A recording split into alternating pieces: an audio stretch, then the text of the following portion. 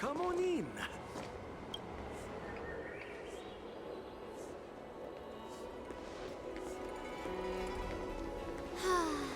Seriously? When is this war dance going to start? The Sky Splitter has been hovering there for ages. When can we board and see what's inside?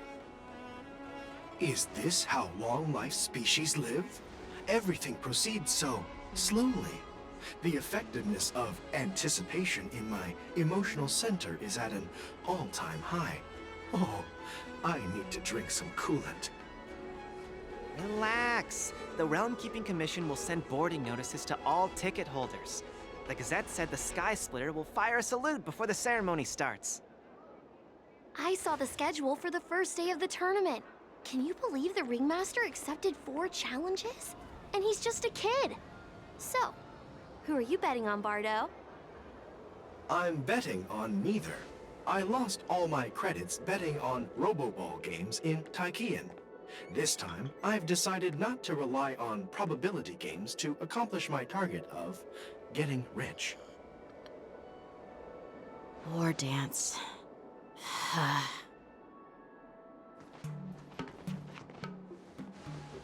There you are. I heard you and Mr. Dan Heng went to meet the judges, and then a riot broke out in the shackling prison. I was so worried about you. Thank goodness you both made it out safe.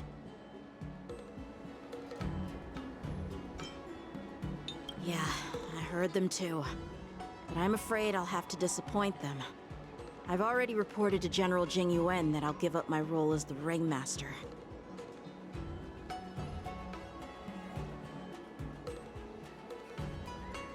The security of the Luofu is more important to me than anything else.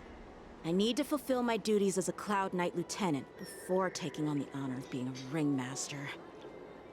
Those tourists just want to see some good sword fights. Anyone can participate in this kind of tournament. Doesn't have to be me. The real challenge lies beyond the ring on the Sky Splitter. If we don't capture the fugitives soon, Hule will wreak havoc. Obviously, there's someone behind the scenes orchestrating this prison break, intending to spread chaos. If we fail to thwart their evil plan, what honor will be left for us to uphold? Well said. You may be tiny in stature, but your ambition matches that of the Yao Qing's warriors. Hey, this has nothing to do with my height.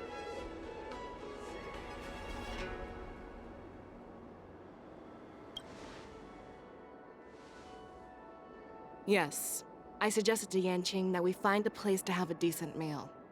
A hunter must be well fed before the hunt. You still have a good appetite, even in the face of disaster. You truly are the Merlin's Claw. Please finish the food quickly so we can get to work, General Fei Xiao. Well, that's not up to me. Dig in. I called you here so you could enjoy the food. Me? This isn't the time for a leisurely meal, and this is way too much for me. Oh. You'd give me time to enjoy a meal, but not yourself? Ever since you encountered those Borison spies, you've been so busy that you've hardly eaten anything. You can't defeat Hule on an empty stomach. Take your time. Enjoy the meal and calm yourself. Hule's whereabouts are still unknown, and they've even taken Mr. Zhao Cho hostage. The longer we wait, the more complicated the situation becomes. Zhao Cho always said I'm the most impatient person among the Cloud Knights, and I can't argue with that. So, there's no reason for you to be more anxious than me. I've fought against Borison abominations for years, and I know their ferocity and cunning well. The Borison were clearly well prepared for this prison break, and now they are staying in the shadows. They have no reason to rush out into the open. When facing cunning and ferocious prey, the hunter must be more patient, biding their time to seize the golden chance for a decisive blow. Once Hule loses his patience and reveals himself, that's when we'll strike. But when will that time come? Like I said, it's only one meal away.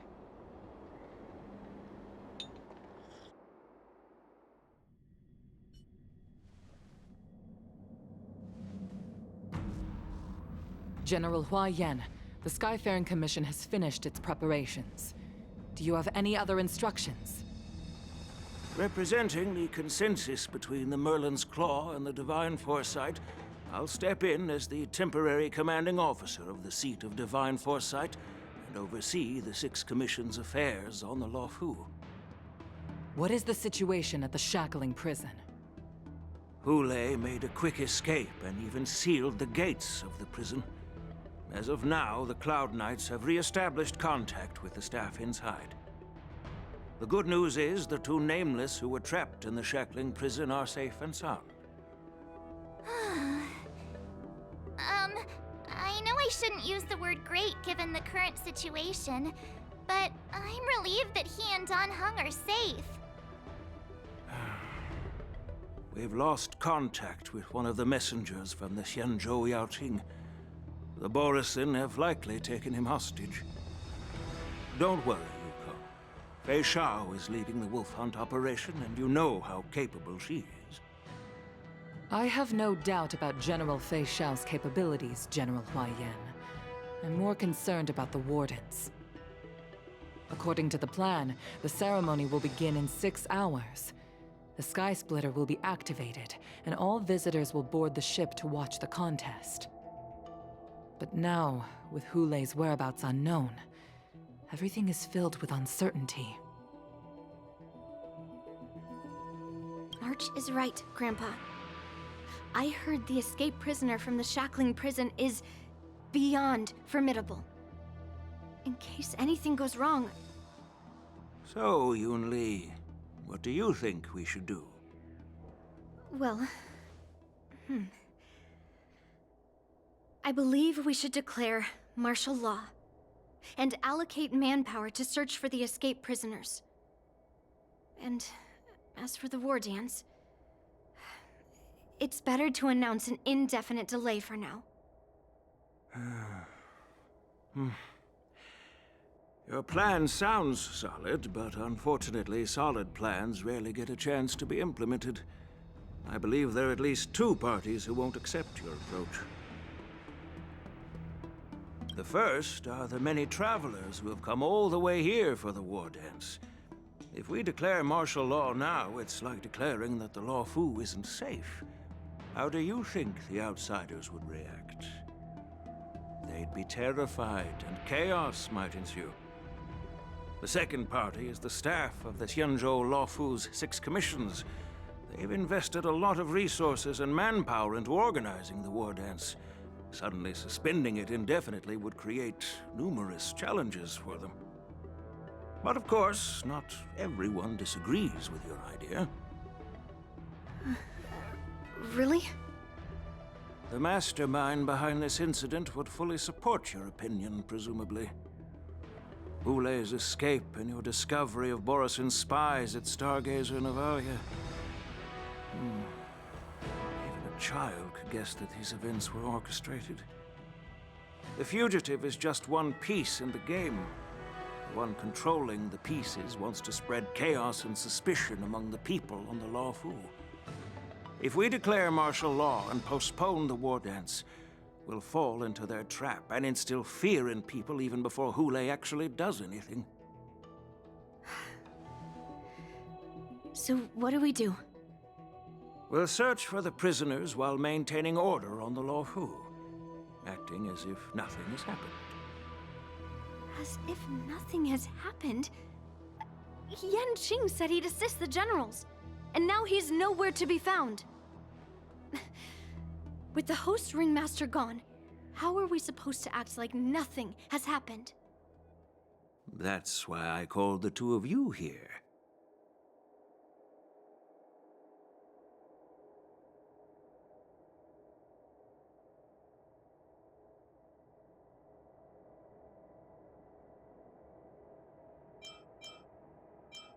General Hua Yan, take Yanqing's place as the ringmaster? You caught on quickly, Miss March. That's exactly what I mean. But Miss March is a guest invited by General Jing Yuan, Grandpa. How can an outsider represent the Lawfu in the ring? It will make the Xianzhou Lawfu a laughingstock. Dear child, the nameless of the Astral Express are renowned throughout the cosmos. It's an honor to have them participate in the ceremony. Plus, Miss March is a disciple of the little Cloud Knight Lieutenant. How can she be regarded as an outsider? We can't afford to have any problems during the war dance. I'm entrusting you not only with the honor of the ring, but also with the security of the Sky Splitter. Yukong, please explain to them the rest of the arrangements.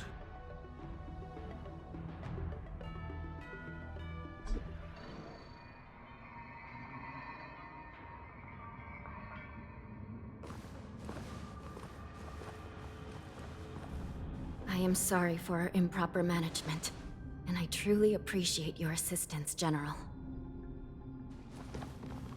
There is no need to apologize. We Cloud Knights fight on the battlefield while you judges punish the criminals. We are two sides of the same Xianzhou Luofu, and it is my honor to serve the Ten Lords' commission. I've grasped the situation of the prison break. Now tell me more about the current state of the shackling prison. Borison infiltrated the prison in disguise and released the prisoners, spreading chaos. Among the judges on duty in the 4 divisions, Judge Xue from the Detention Division was killed and is temporarily unavailable. So, I'm taking over her duties and commanding Arumaton spectral envoys and spiritfarers to quickly restore order in the affected areas. I and the 2 behind me will go deeper into the prison to investigate. But, General, the situation inside is still chaotic and perilous. Your presence would be... It's common for Cloud Knight generals to face danger directly. Hule has escaped, and the Yaoqing envoy is being held hostage by the Borison. His fate is unknown. This is a grave matter. Not only did the Merlin's Claw offer no reproach, she decided to go after Hule herself to prevent further calamity. I believe the Luofu owes her something in return for her fervent determination. How did the infiltrators learn about the location where Hule was held? And how did they time their plan just before the Yaoqing messengers were ready to escort him? Finding the answer to these questions shouldn't be too difficult. What truly matters is if we can gather the clues that lead us to the mastermind behind all of this. I understand, but I'm afraid it won't be an easy task. For a long time, this hidden force has been pursuing their own goals and undermining the security of the Luofu. Backing down now will only encourage them to further endanger the peace here. The Ten Lords Commission will support your decision with everything we have, General. Dan Heng and Ling Sha, I'll need both of you to accompany me on this challenging journey. Well, it's part of my responsibilities as the Cauldron Master. So, where would you like to start, General? Let's start with those Borison disguised as Foxians. My people have already prepared the evidence.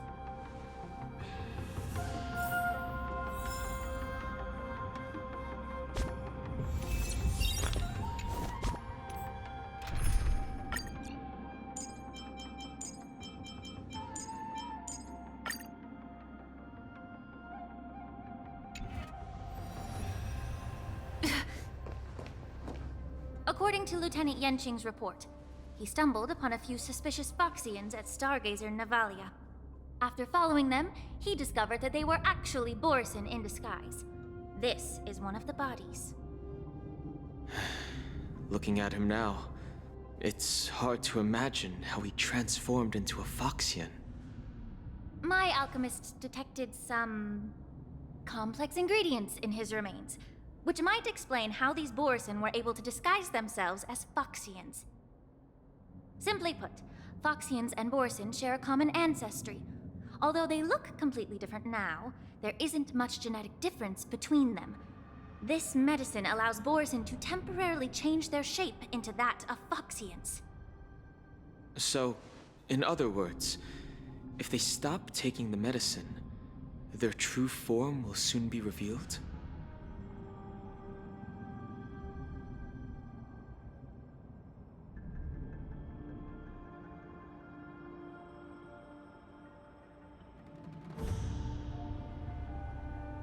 Indeed. This means that these Borson have a steady supply of the medicine within the Lawfu. The disciples of Sanctus Medicus. Looks like the Alchemy Commission is involved once again. When I was sorting through the prescriptions they use, I came across one called Semblance Reversion Essence. It's designed to help those disciples suppress signs of their Mara-struck forms and maintain their normal appearance. When I compared it to the medicine found in the Borson's body... They're one and the same, aren't they? The medicinal properties and ingredients may differ, but the principle remains the same. Since ancient times, the Borson have always sought to have more powerful bodies, regarding the Foxians as weaklings. Yet, in order to save their warhead, they were willing to disguise themselves as Foxians. Their determination is quite remarkable. If these infiltrators rely on the medicine to maintain their disguise, then following this lead in our investigation seems prudent. Please follow me. Here we are. According to the judge, this area is not yet under control, so we should proceed cautiously. I've captured the nature of the medicine in my sensor. By following the medicinal fumes, we should be able to retrace the steps of the disguised Borson.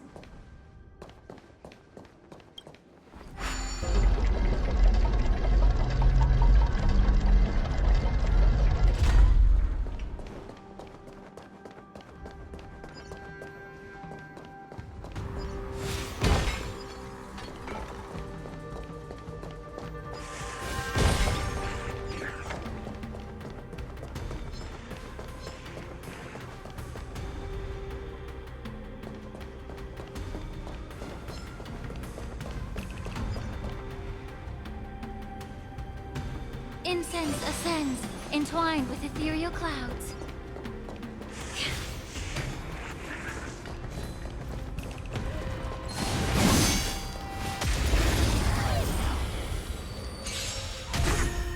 Harmony and unison.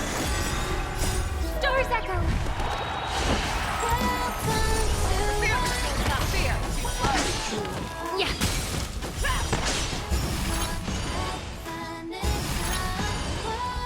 Go Nappy!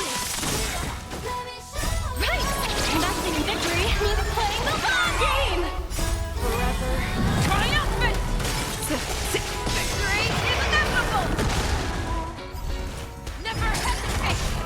How are you?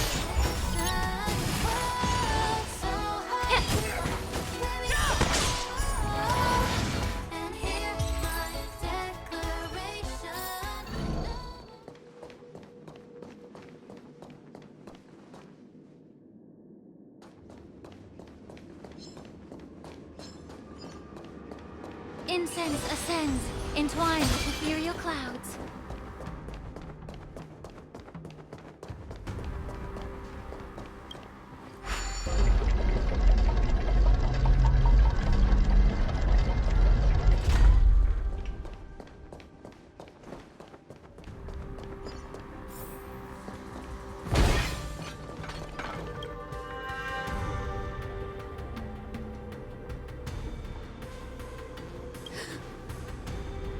Incredible strength.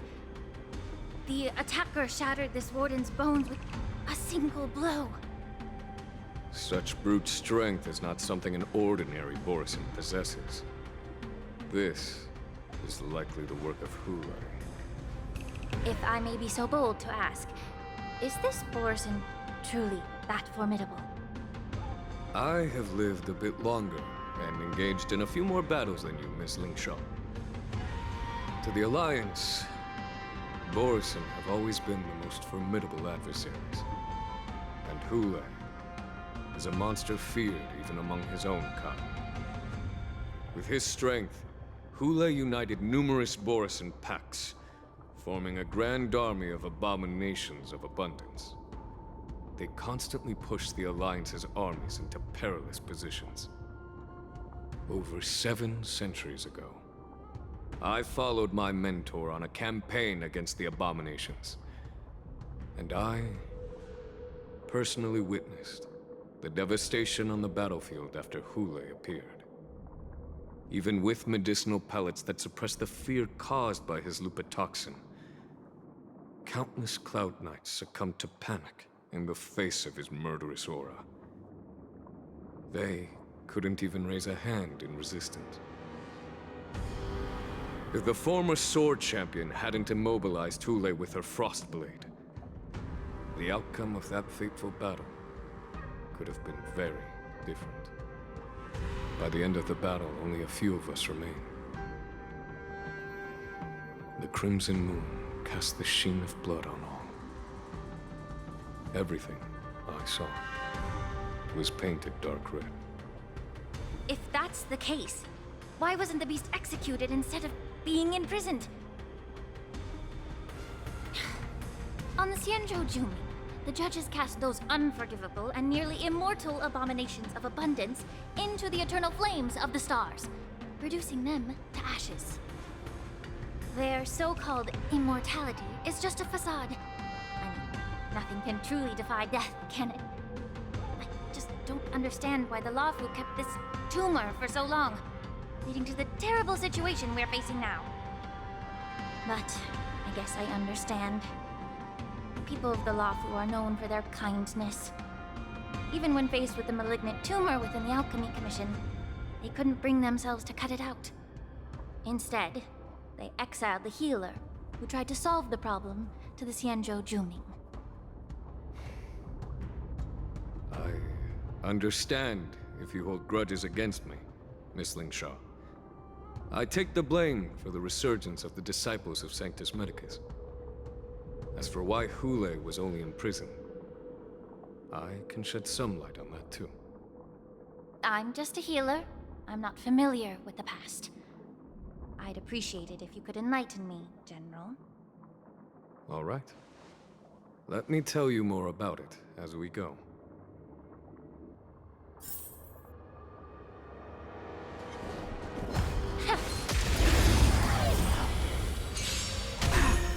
Resonate all together! The fear crystal is not fear! I want fear! Too close! Forever! Triumph! Victory is inevitable! That's better!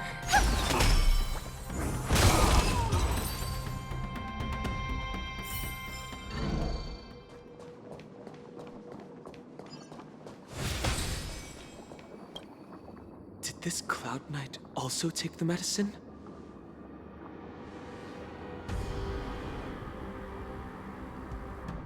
No. This is a Borison in disguise. A guard killed him before he could return to his original form. All these Borison are dressed in official attire. Besides the Cloud Knight, there were also 2 Borison disguised as members of the Skyfaring Commission and the Artisanship Commission. Whoever is providing them with official identities must hold the position of power. Let's search elsewhere.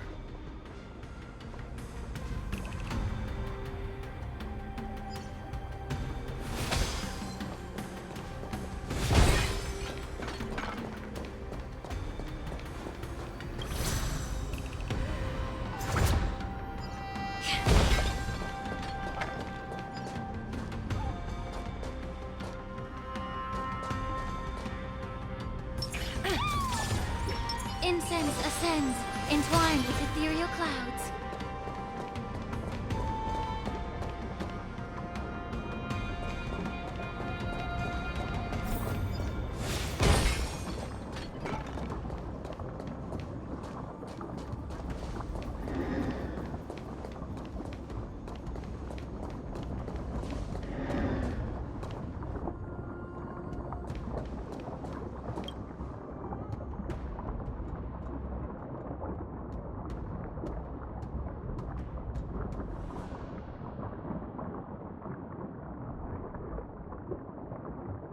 Someone bit open his arteries and drained almost all of his blood while he was still alive. Such a cruel and ruthless act. Despite being a long-lived species, Borsen are actually more like predatory beasts that must feed on raw blood and flesh. I've heard that Hule was deprived of food and water in the shackling prison. It's hard to imagine how he managed to suppress his hunger for over 7 centuries. Will the hostage from the Yaoqing be able to avoid being his meal? Such is the terrible nature of the abominations of abundance. We subjected him to the Forest of Swords to drain his life force. But in the end, his punishment turned into a test of our patience. Just like you said, Miss Linshaw. Casting a creature that can't be killed into a star would be a way to permanently get rid of it. But unfortunately... The Foxians didn't agree to that. Exactly. The atrocities committed by Hule went beyond mere massacres.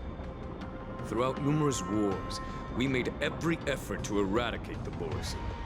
But Hule, with his mysterious sorcery, turned countless Foxians into his pawns. And so the Borsen kept returning. The Foxians curse his name day and night, and they even use it to scare children into staying quiet. How could they grant a swift death to such a great sinner?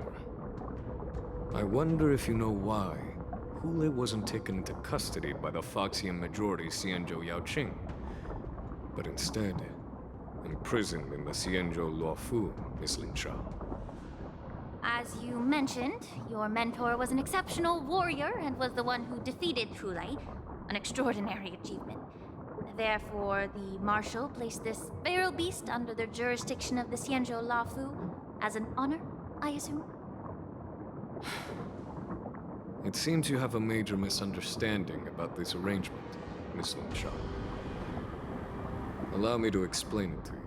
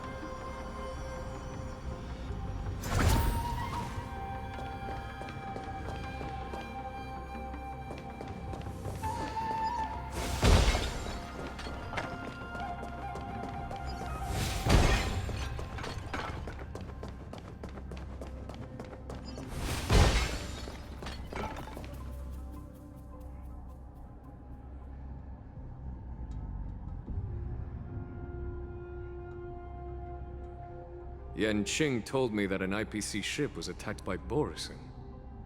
Is this what they were transporting on the ship?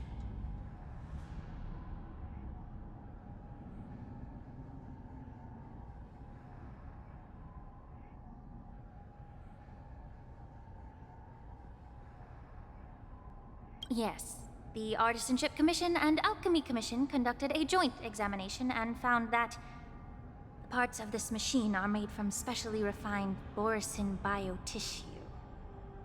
I heard the Intelligentsia Guild has been researching the biological properties of long-life species, hoping to make medical or combat-related discoveries. However, they haven't dared to cross any lines due to their so-called relationship with the Alliance. Perhaps to those scholars, Borsen are no different from lab animals. Maybe the Borsen attacked that ship to retaliate against the Intelligentsia Guild for experimenting on them? No. If it were only about revenge, they could just wreck the ship and destroy all the cargo. instead of allowing it to end up in the shackling prison. It was a deliberate display to showcase the dangerous nature of the cargo in broad daylight. This way, the cargo would end up in the shackling prison, serving as a tool for the prison break. This skill in exploiting the blind spots of others' mindsets is so atypical of them.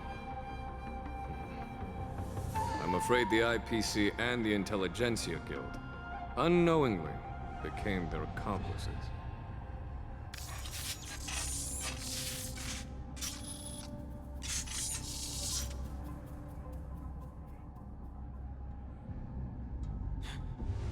Watch out!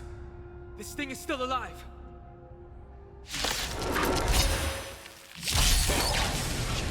Even after suffering such severe attacks? They're gonna take enough on my species to cross the line. Everything in this world is bleeding. Forever triumphant! Victory is inevitable!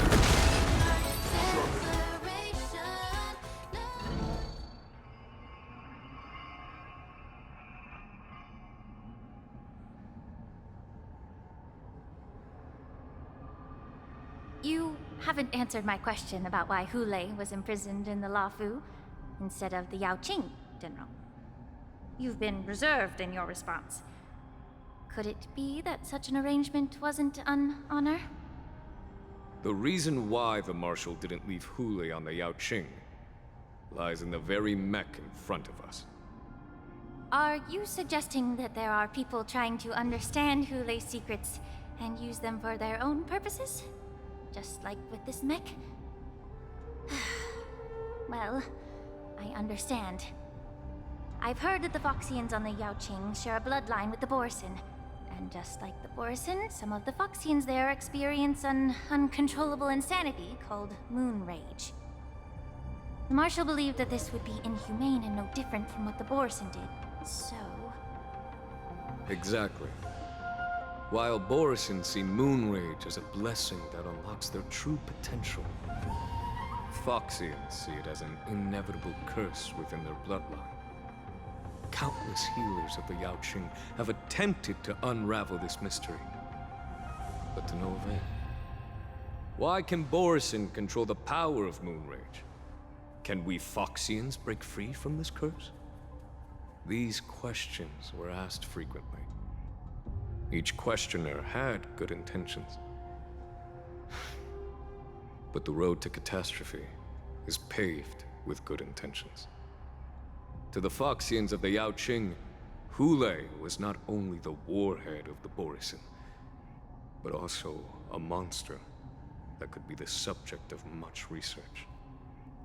Hule thus became a poison that corrupted people's minds without their knowing. That's why the Marshal decided to imprison Hule and the Lafu.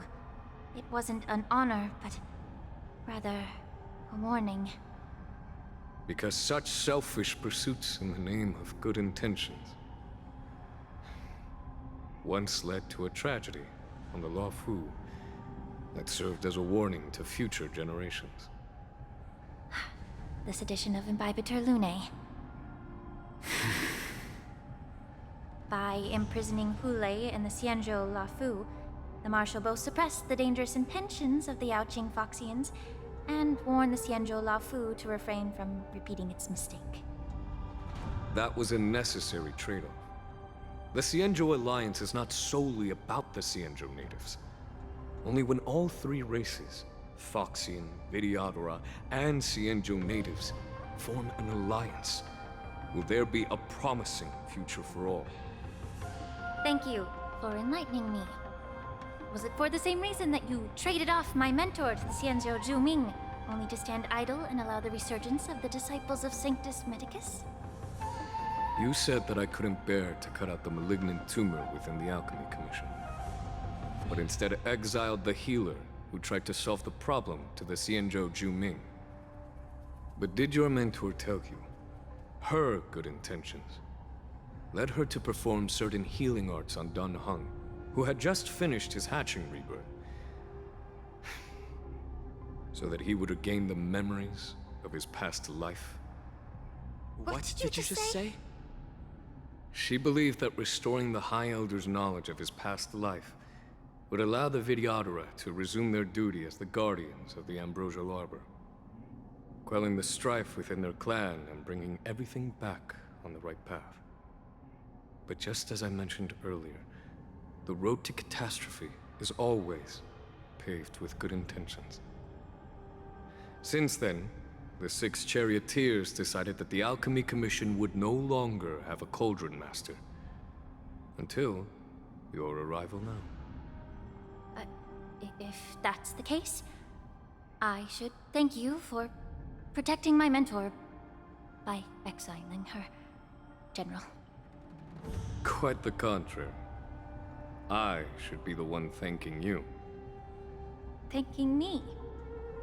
All I ever want is to have a clear conscience. However, can long-life species truly achieve that goal in their long-drawn lives? For example, you were implicated along with your mentor and forced to leave your homeland without knowing the truth. And now, with the complicated situation in the Alchemy Commission, the Alliance has spared me a lot of trouble by sending you to handle this challenging task. Shouldn't I be thanking you instead? Your eloquence is indeed impressive, the divine foresight. You won't even leave me any excuses to hold a grudge against you. But let me make it clear. The Alliance sent me here to handle the business impartially, not to choose sides. It doesn't matter which side you choose, Miss Lingshaw. At the end of the day, both you and I stand on the side of the Alliance, don't we? Let's keep going.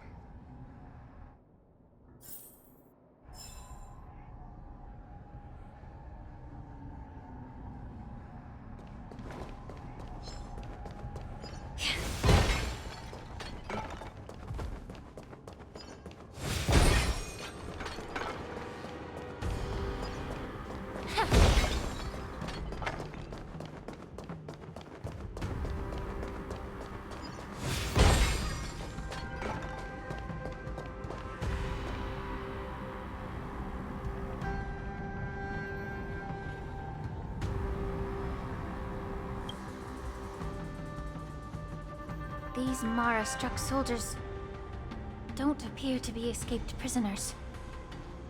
How can you tell? These soldiers are fully armed. Obviously, they didn't hastily join the battle. The messenger named Morza did say that there were 2 groups of attackers. And the other attackers, aside from the Borison, could hide their tracks. I believe he was referring to these people. Hide their tracks? Exactly. I've engaged with these attackers before, and they used Cloud Hymn magic to hide their presence. Without careful observation, no one can detect them. You once warned me to be cautious of the Videodora Elder's influence within the Alchemy Commission. Could it be? What's on your mind, Miss Lingshaw? Well, it seems that someone provided the attackers with a map of the shackling prison. And considering the Videodora's involvement in the prison's construction, it raises suspicion about their role in this. Additionally, the fact that the Borison need medicine to disguise themselves would suggest that there are still moles within the Alchemy Commission assisting them covertly. Moreover, forging official identities for the undercover Borison would require someone with significant authority. And the presence of assassins capable of using Cloud Hymn magic deepens my suspicion about the Preceptors. But why would the Videodora collude with the Borison and aid in Hulei's escape? They aim to spread chaos.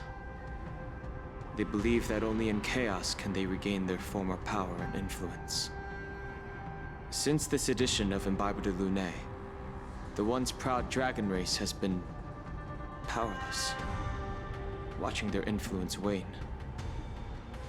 Being a native of the Luofu, Miss Lingsha, I believe you understand the implications. However, I don't think the Preceptors are the true masterminds. If I'm not mistaken, the one behind all this treachery is the Lord Ravager who exploited the weaknesses within the Law Fu and instigated the disciples of Sanctus Medicus, ultimately leading to the Ambrosial Arbor's resurrection. Fentilia. Please remember, General, that everything I've mentioned is mere speculation. We need concrete evidence for a public trial. If you want to interrogate someone within the Videodara's ranks, you'll need irrefutable proof. So, what's your plan, Miss Ling Sha?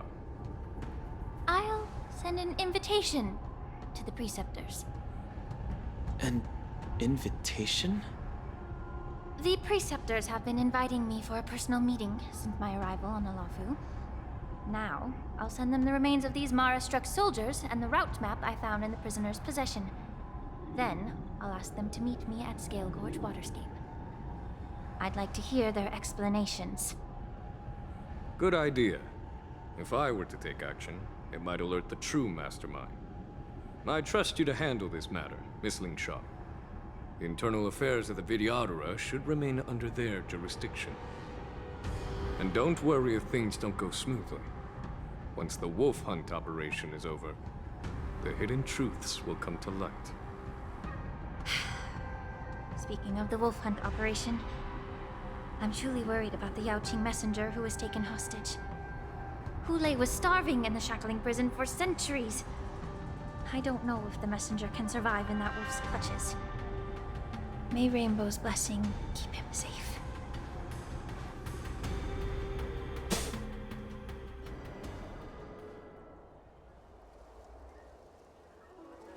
As I said, I'm a healer. But my art of healing requires the culinary arts to be truly effective. The magic of my cauldron is its ability to make all kinds of medicines into dishes that patients can eat. When simmered and cooked together, any kind of medicinal herb or ingredient becomes a delightful delicacy. Delicacy. But isn't that just one flavor overpowering the others? Well, you have a point. Let me ask you this. If there's a fussy child who refuses to eat green peppers, what's the best way to make him eat them? Stuff the kid's mouth with the green peppers and cook him alive in a pot. You have quite the sense of humor. I've heard that you, Borisin, have lost many of your taste buds during the self-modification process, so you can't experience complex flavors. Only the saltiness of blood and flesh truly awakens your appetite. It's a shame I don't have any green peppers right now. Otherwise, I'd happily stuff them into your mouth and cook you alive in a pot. I'm just kidding. The answer is quite simple. Chop up the peppers and mix them with minced meat to make meatballs. This way, the flavor of the meat overpowers the taste of the peppers. And even a fussy child can enjoy them. Can I just boil your tongue in this hot pot? I know you're trying to buy time until someone comes to your rescue. You said that Jin Liu recently returned to the Luofu, right? Well, she did come back. But, unfortunately, I also found out that she committed serious crimes and was escorted to another Xianzhou ship. Do you really think you can delay our departure by provoking Lord Hulei's desire for revenge with your clever little tongue?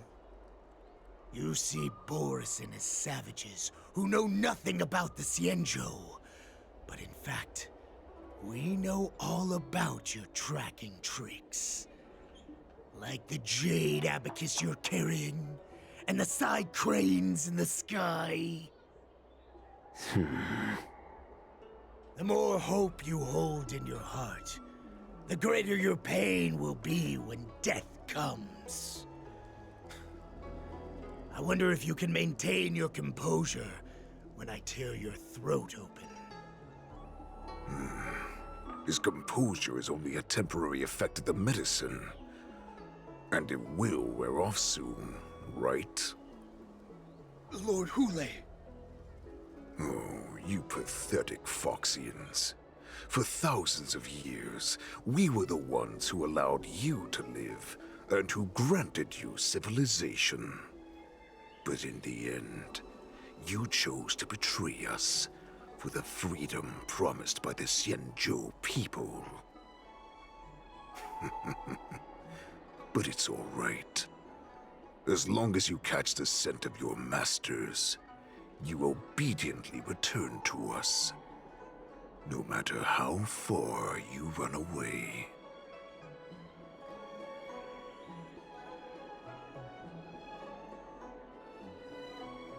Run away, you said? Well, I'm not the one who's trying to run away right now. The Borison's era has long passed. Did they ever tell you these harsh facts before giving you hope for returning home, Lord Hule? Now they're being crushed by the Merlin's claw of the Yaoqing, by a Foxian. They're hiding in remote corners of the cosmos, trembling with fear like a wounded beast on its last legs, reaching out desperately for any fake hope of salvation, which in this case is you. The Merlin's claw of the Yaoqing. A Foxian? Very interesting. Tell me, Mock Talk. Is he speaking the truth? He isn't lying. That lowly beast was a war slave who ran away from our pack. Cannon fodder, a thief! She stole our power and used her knowledge about us to fight us, using every dirty trick in the book! And she bested you, Mock Talk. Fairness is but a pathetic excuse for the dead and defeated. Since our great pack has fallen apart, who told you that I was alive? And who sent you here? In our darkest hours, it was a prophet of the Master of Immortality, named Mongus, who showed us the way. Her guidance brought us hope.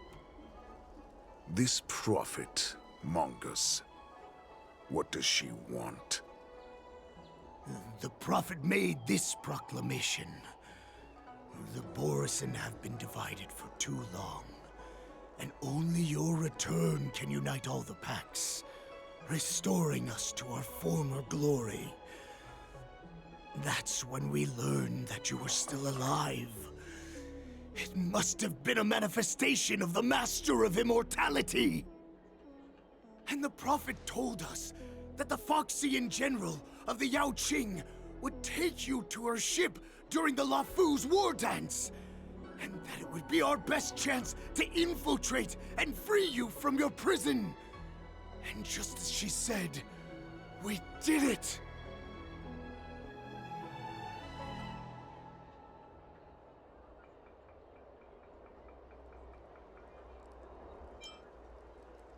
That so-called prophet lied to all of you. She just sent you here to die. But her prophecy has come true. Our warhead is right here, with us! Once the news about the prison break spreads, the Cloud Knights will close all the ports. You may think you've escaped the prison, but you're just trapped in another cage, known as the Lafu. Let me kill this unruly, lowly beast, Lord Hule! I assure you that our star skiffs will soon arrive. Right now, everyone in the Lafu is distracted by the stupid war dance, so this will be the perfect chance to escape.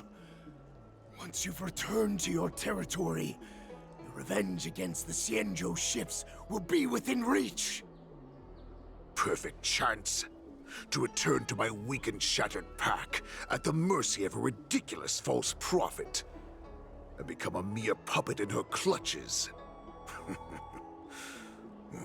Her plan is full of flaws. The only paths she has prepared for you are escape and death. Listen up. A wolf never allows itself to become prey. From now on, you'll follow my orders. Since you are so confident that the Cloud Knights will close the ports, Jiao, I'm now giving you a chance to go and see it for yourself. Go to the ports, come back, and tell me what you saw. Wait, what did you just say? But my lord! Would an alpha wolf ever listen to a cub mock talk? No, I've never heard anything like that. I wasn't trying to defy your will. I will always unquestioningly follow your orders.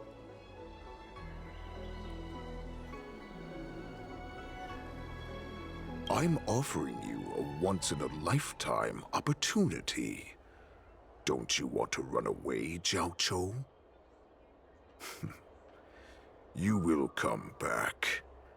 Because Foxians like you always obediently return to their masters, no matter how far they run away.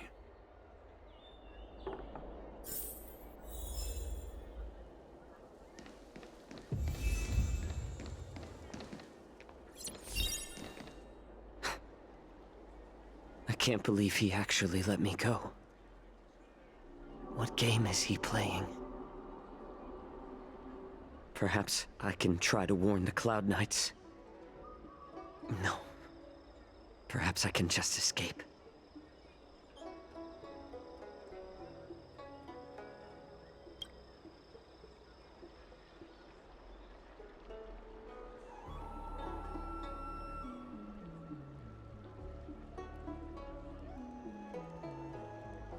Just as I suspected. He's testing me. The Cloud Knights must have been aware of the situation inside the shackling prison for some time. Will General Fei Xiao personally lead a squad to capture Hule? For now, I'll do as he asked.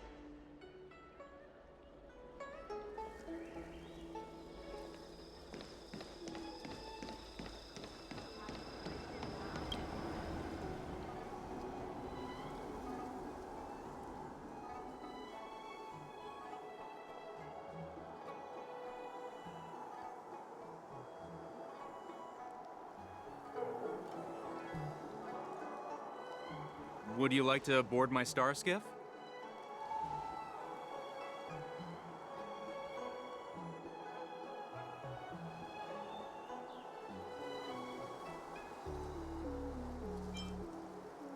Well, my little star skiff can't accommodate that many. But I have a larger one that will arrive in less than 15 minutes if you need it. So, where would you like to go? We need to hurry wherever we're going. The war dance is about to start, and the Skyfaring Commission is prioritizing star skiffs heading to the Sky Splitter.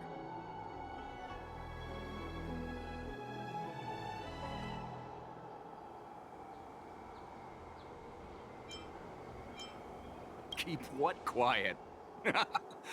Come on, spill it if you have something to say.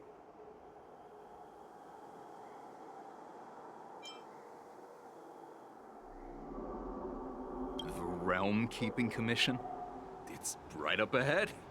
Look, I've got a business to run, so why don't you go there yourself?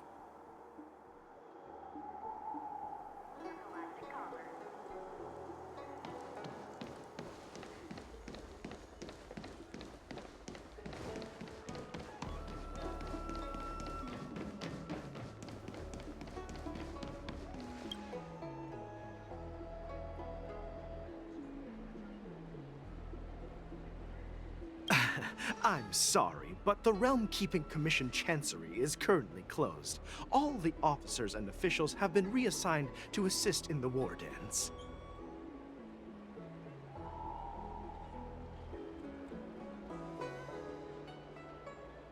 If I can help you.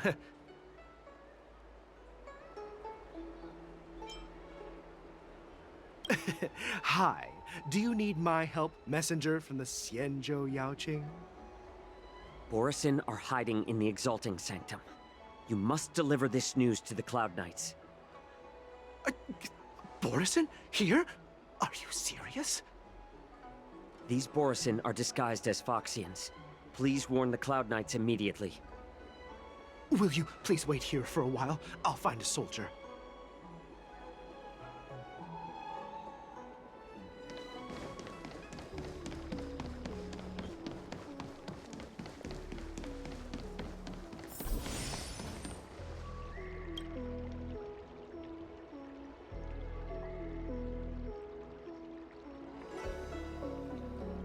Hey there. I noticed you'd been looking at me for quite a while. Do you need my help? Could you please provide more details? Wait, I recognize you. You're the lost Yaoqing messenger. How are you here?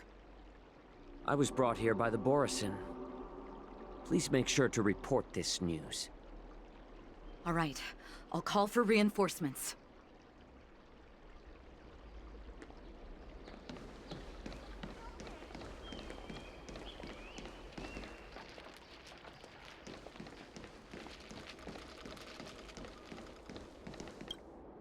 Stop asking. I'm off duty now. Go bother someone else.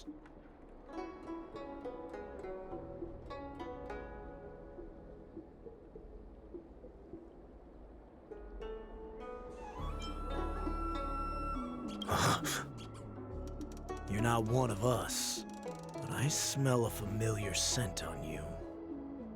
The Warhead sent me here to check on the situation.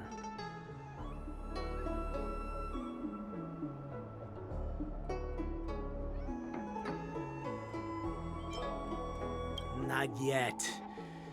There's no way for this tiny ship to escape from the Xianzhou. Only the starships at Stargazer Navalia can break through the Jade Gate. Moktuk said there would be insiders to pick us up, but I haven't heard anything yet. The ports haven't been closed? What is going on?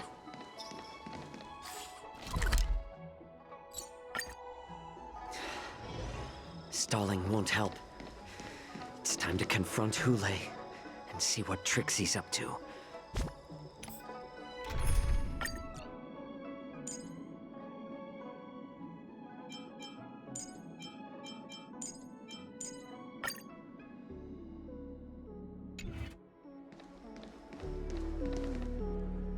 You're back, Jiaoqiu. Come and take a good look. Who are these people? This Cloud Knight says there's official business that requires my cooperation. What are you trying to do, Moktuk? They have nothing to do with this. Nothing to do? I told you to go to the port and check out the situation. But I never gave you permission to talk with others. Remember, these people died because of you.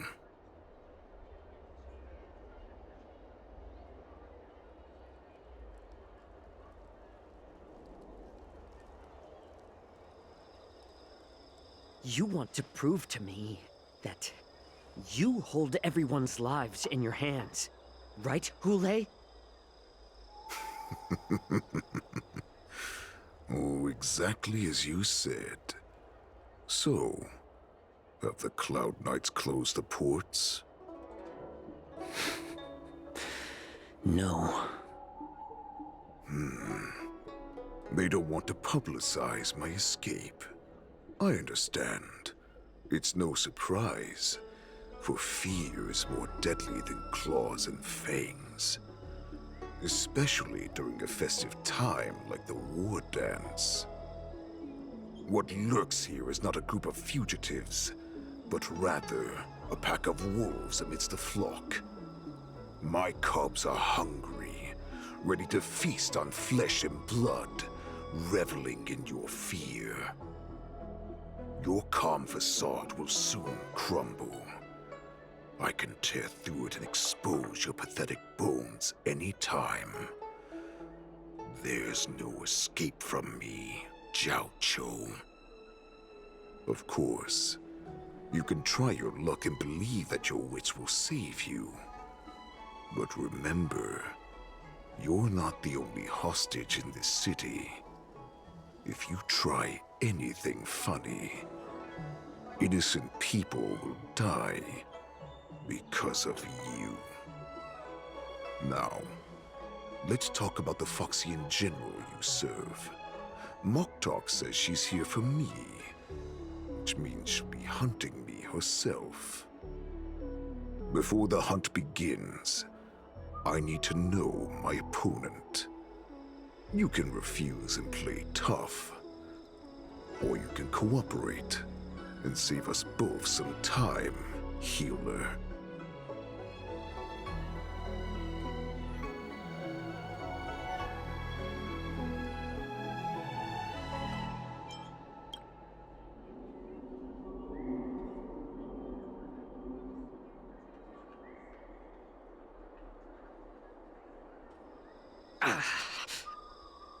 Good.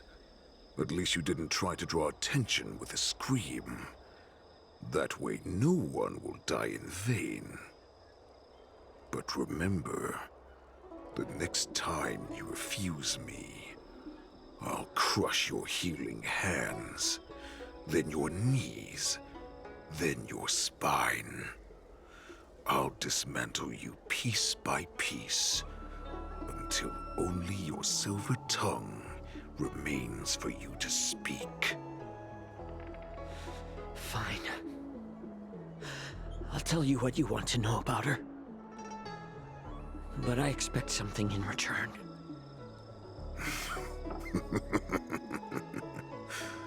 What makes you think you're still in a position to negotiate with me? You can torture me until I talk. Or let's save us both some time. Warhead. Here's the question that's been bothering me. How have you managed to survive and endure centuries of torture? Borison aren't supposed to live that long, or possess such regenerative abilities. So, is that why the Shanzhou Yaoqing wanted to take me away? Oh, to some, I'm a hostage. But to others, I hold the secrets they desire.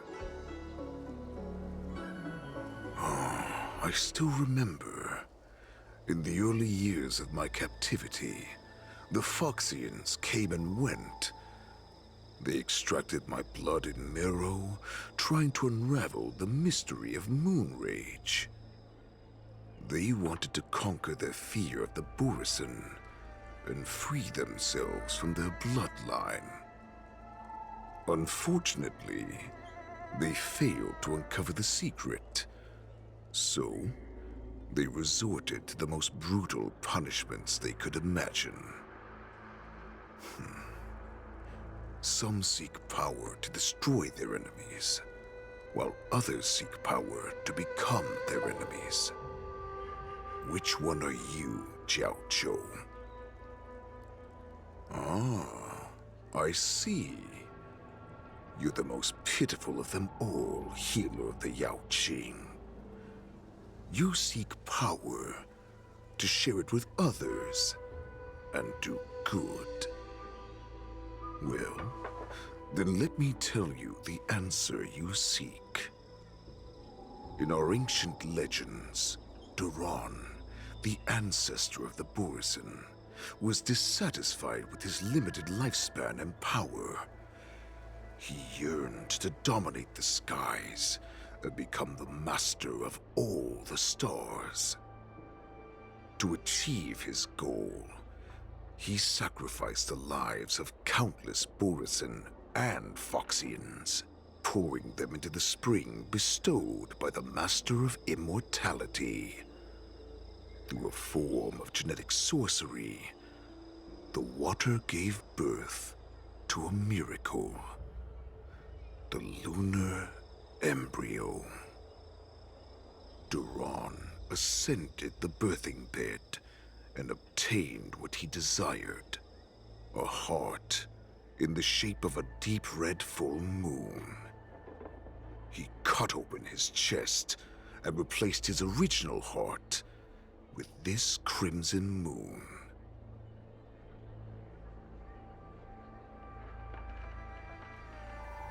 Laugh all you want, but only I know the truth behind every word. This moon heart beats within the body of every generation of the Borisin warhead. In the ritual that decides the new warhead, the successor cuts open the previous warhead's chest and consumes the divine heart, thus possessing it as their own. Devouring is the true essence of life, allowing us to endure and thrive. It gathers the life essence of all the prey we consume, making us stronger and stronger. I thought all hope was lost after 7 centuries of torment. But now, this heart is beating once again. All right.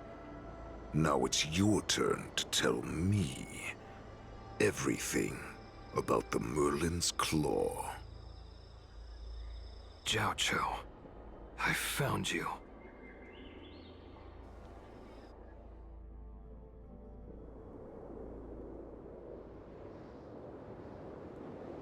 I know I'm in no position to question your orders, but if I understand correctly, you already have intelligence about the Borisin? That's right. My people are busy collecting clues now. What's the situation, Wadza? General, before we completely lost contact with Jiaoqiu, I picked up a signal from his Jade Abacus. It won't take long before we locate their whereabouts. If that's the case, shouldn't we immediately go there and join forces to eliminate the Borisin? Why are we returning to Stargazer Navalia? Looks like your general has only taught you swordplay, not the art of the hunt. There's an old saying among the Borisin. In the forest, the hunter may easily become the hunted. While we may call ourselves the hunters now, chasing them blindly will only make us become the prey.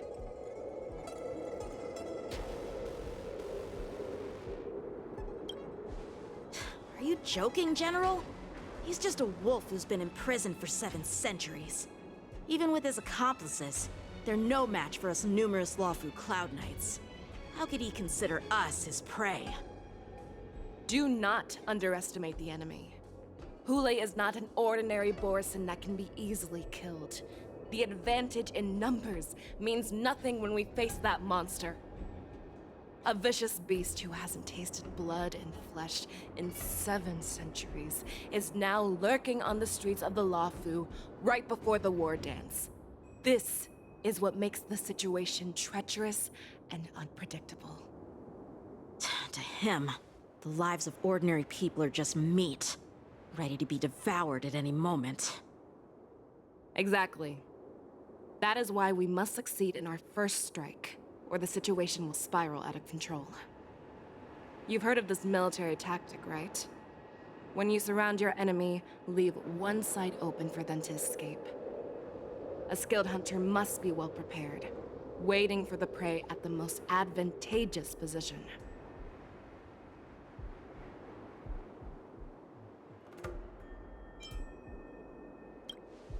What would we do if we were the escapees from the shackling prison?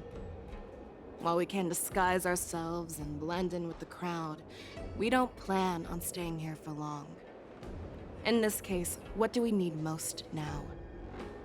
A star skiff to get us out of the Lafu.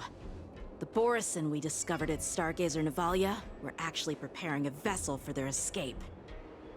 We predict their next move, and we take them down. Let's start from where you found those Borison and corner our prey.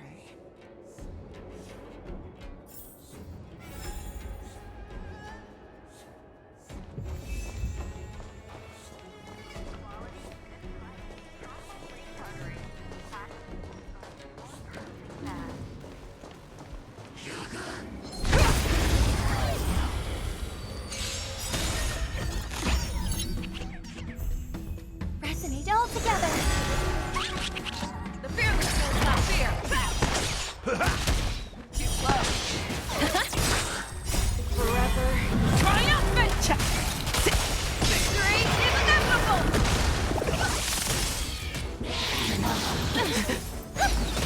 Never hesitate.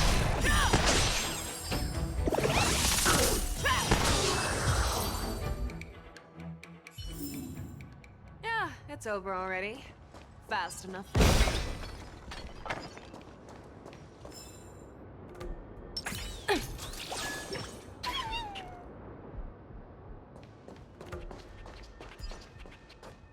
This is where we ran into the Borison last time. It looks the same as usual. Because I blocked all the relevant news to make it seem as if nothing had happened.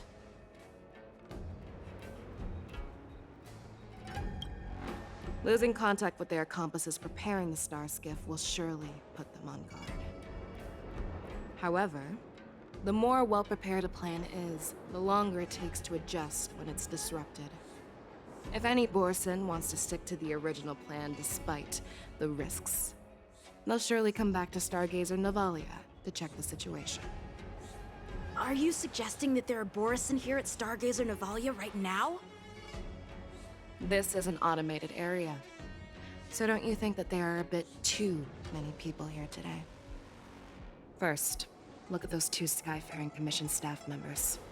They've been observing us in secret since we arrived here. Then there's a Cloud Knight soldier over there. Perhaps he's here for patrol, but each patrol team must consist of 2 members, and obviously he is not following the rules. Lastly, there's that craftsman wearing Artisanship Commission clothing. He's unusually focused on checking that device. If you have a target in mind, let's go investigate.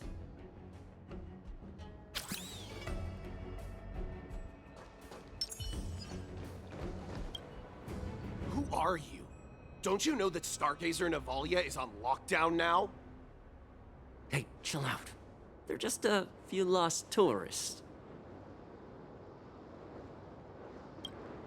But Stargazer Navalia is the shipbuilding port of the Cienjo Lafu.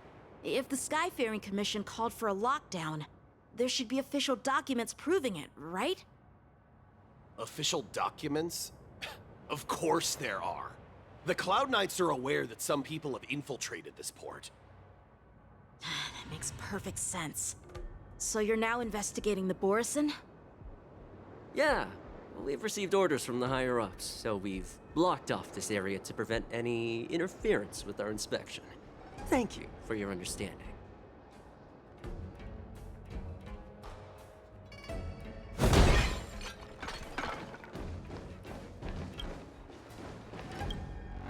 Hey, you there! Please refrain from wandering around Stargazer Navalia if you're not... Oh, it's you, Lieutenant Yenching.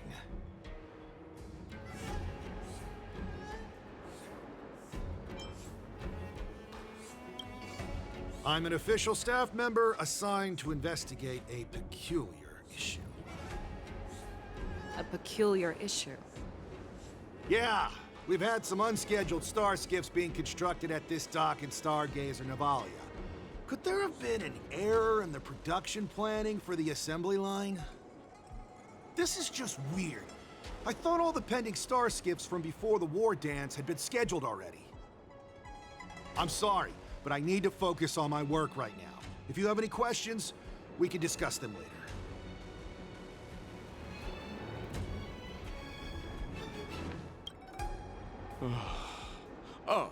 Lieutenant Yanxing, and, General Fei Xiao? You're aware of the Borison prison break, right? Yeah, I've received the news, and I'll be on the alert. Looks like you've been keeping an eye on the Sky Splitter. Have you noticed anything unusual?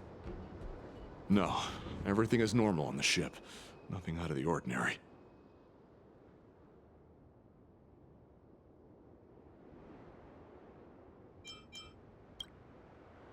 So, it seems that some Borison have returned to Stargazer Navalia in disguise. The answer seems quite obvious.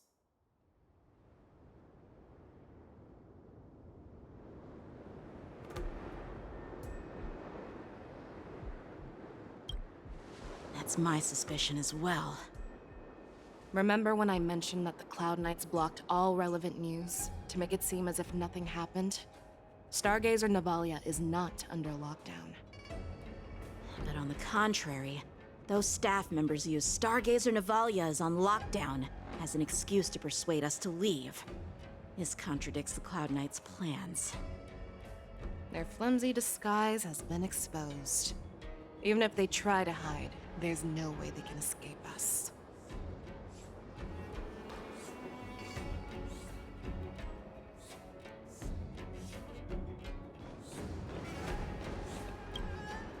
Why are you still here? As I said, Stargazer Navalia is on lockdown now. No, I never issued such an order. Who are you? Perhaps you haven't met me on the battlefield, but I am certain you've heard my name. Now I'm asking you a question, so answer me. Tell me. How many more of your comrades are here? Where were you planning to meet Hule? This woman, she's the general of the Yaoqing. What are you still waiting for? Attack her! Harmony and unison. Stars echo.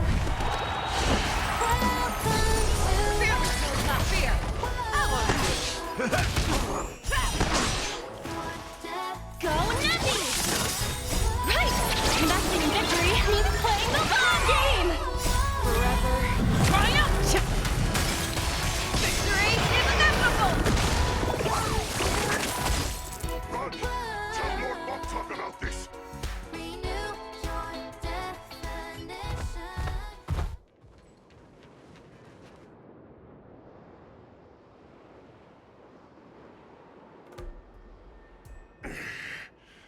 Why don't you kill me?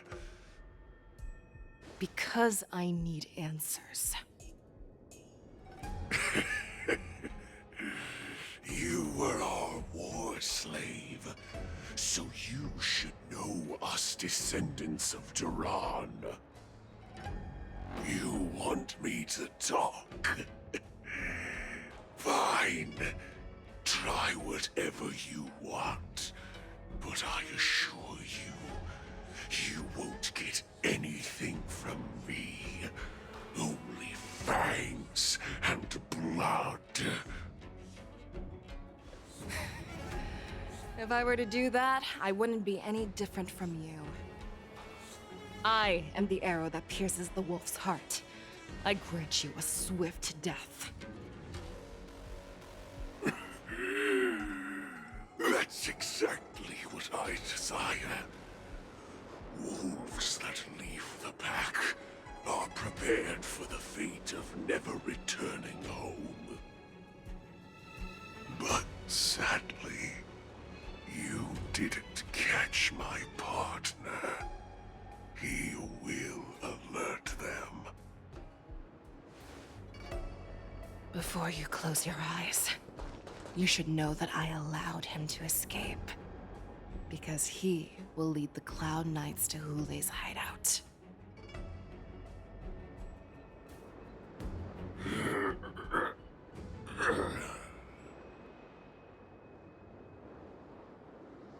Is this how you leave one side open? You let that Borison escape so you could track him? This is the most common hunting tactic used by Borison. I know the methods of these abominations all too well.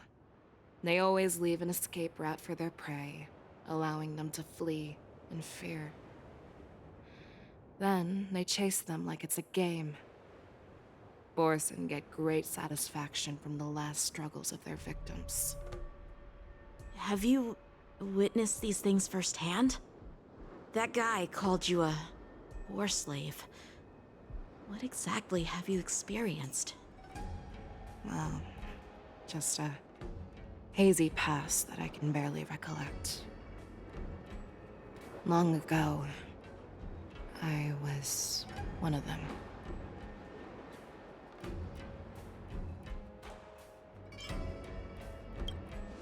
Not all Foxians are lucky enough to be born on a Xianzhou ship. I grew up in one of the worlds where Borson roam, known as the Fallen Territories by the people of the Yaoqing. To the Wolf Masters, Foxians are nothing but property. Cannon fodder used to slow down the Xianzhou attacks on the battlefield.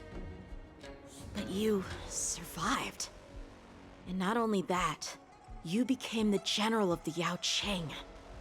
If I get the chance, I'd love to hear stories of your past, General. Speaking of stories, you've reminded me that now is not the time for them. Wadza, we've sent the warning from Stargazer Navalia. What's the situation on your end? I've found them. Zhao Cho is trying to stall Hule, and he signaled me to not reveal myself. Trust his judgment and keep watching. We'll be right there. I believe the warning we sent will stop Hule from attacking Stargazer Navalia. What will he do next? The hunt is not over yet. Stay safe, Zhao Cho.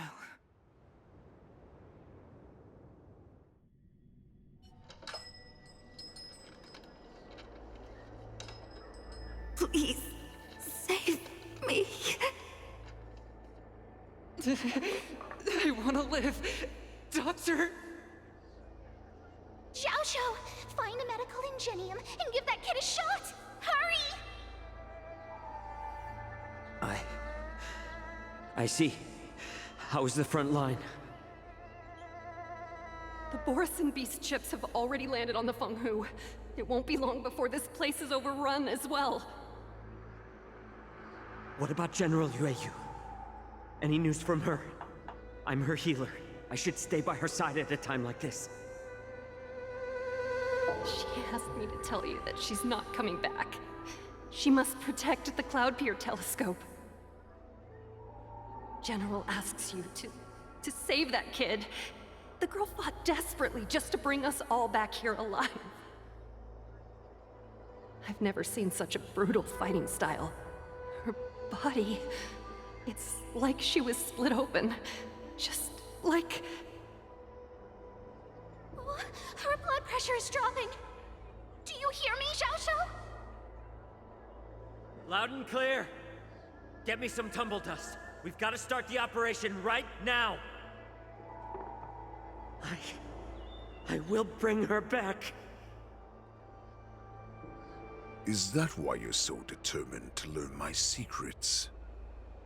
Do you hear me, Zhao Cho? I do. Loud and clear. So she saved you all in that great battle on the Xianzhou Fenghu 3 decades ago. But to your surprise, you discovered her Borson bloodline while she was at death's door. Moktok told me that she was a war slave who escaped from the Eclipse Pack. Oh, what a twist of fate. Turns out, she's from the same clan as I am. Now I understand. No wonder she displayed such astounding power, determination, and cruelty in battle. Turns out it's all because of her Borson bloodline. Mutt. Despicable mutt.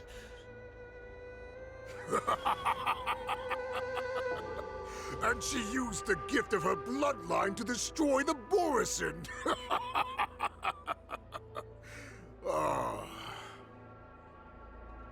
moon rage, a blessing for wolves, and a curse for foxes. For Borison, to have their bodies torn apart by moon rage and transform into a beast is the ultimate joy. But for you Foxians with poor regenerative abilities, it means certain death. With the burning fury in her heart, that Foxian general will eventually lose her sanity and indulge in endless bloodshed. The scars on her body will not be caused by enemy weapons, but by the immense power she can't withstand. One day, she will be torn apart and die as a monster. And in return for saving her life, you intend to give everything to solve this impossible puzzle. Hule, do you know the saddest thing about being a healer? All this time, I've devoted my life to bringing back those who sacrificed their lives to monsters like you. I exhausted myself, and my hands trembled. But I believed everything I did was meaningful. But once again, they rushed into battle. And then I heard of their deaths. They died under your claws, in your jaws, amidst the flames of crashing star skiffs, and under the Lux arrow of Rainbow. Like a useless idiot, I saved a fish named Life out of the cauldron called Death, only to watch it struggle and dive back into the boiling broth. So I asked myself, why were they so eager to run toward their death after they had recovered from their wounds? Why wouldn't they value their hard-won life? All the doubts left me feeling lost.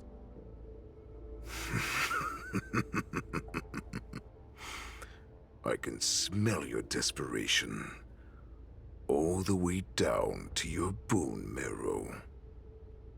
Eventually, I realized that their deaths held value. They placed the weight of their sacrifice on the living, granting us strength. With a coin forged by their deaths, they exchanged something more in return. Everything I'm doing now, following you so closely, is just for one reason: witnessing your death with my own 2 eyes. Even your death has value. It will pave the way for a peaceful war dance and a fully cured Fei Shao. The thoughts in your pathetic head are hardly surprising. Did you already know this? Yes, I did. As Borison, we understand the value of death more than anyone. And as a healer who has witnessed so much death, you won't be swayed by fear. What a shame, what a shame. Your story actually sparked a trace of respect for you in my heart. Can you even feel respect with your corrupted heart? Of course. Because I caught a whiff of my own kind in you. Unfortunately, in the end, you're still just a weak fox. As the wolf's creed goes, gift the wolf a dead end where new paths arise. Raise him to a doomed fate where satiation lies. The cowards in forgotten corners meet their unworthy demise.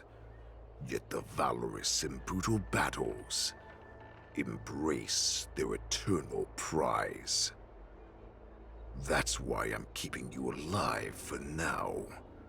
I want to show you how Borisin truly respect their enemies.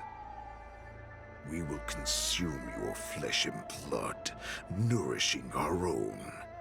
We will crush your hopes and dreams, clearing a path for our hunt. Your feeble souls will witness a new future. A future that belongs to me. My lord, we received a message. Our arrangement at Stargazer Navalia has been discovered. We must act quickly. That doesn't surprise me at all. Moktok, what's that noise? It's the Sky Splitter. The ship that the Wardens will be held on is about to set off. The Skyfaring Commission will clear the air routes. And if our star skiffs try to escape, we'll be spotted. Calm down, Moktok. Look at you now, hiding and fearful. Where is your Borisin dignity? As I said, I'd sacrifice my dignity for your return. As long as you can come back to the Borisin Pax, there's still hope. Hope? The Borisin have forgotten the wolf's creed. Weak creatures put their hope in the strong, but the strong fight their way out. Bringing me back instead of choosing a new master only proves the decline of our pack. And as for the prophet who manipulated you into saving me, she's just a liar, trying to use Duran's offspring. Moktok, let me tell you how the Borisin will rise to power. We won't hide like rats in the streets of the Xiangzhou. We will be ravenous wolves, walking amongst a herd of lambs with our fangs bared. But, Great Warhead, our packs are not here. We can't go to war like this.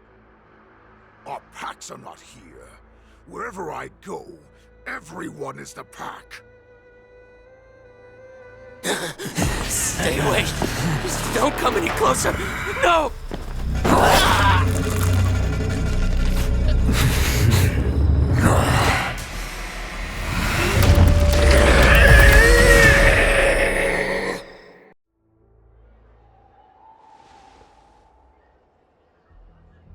Moktok, we're the apex predators at the top of the hierarchy.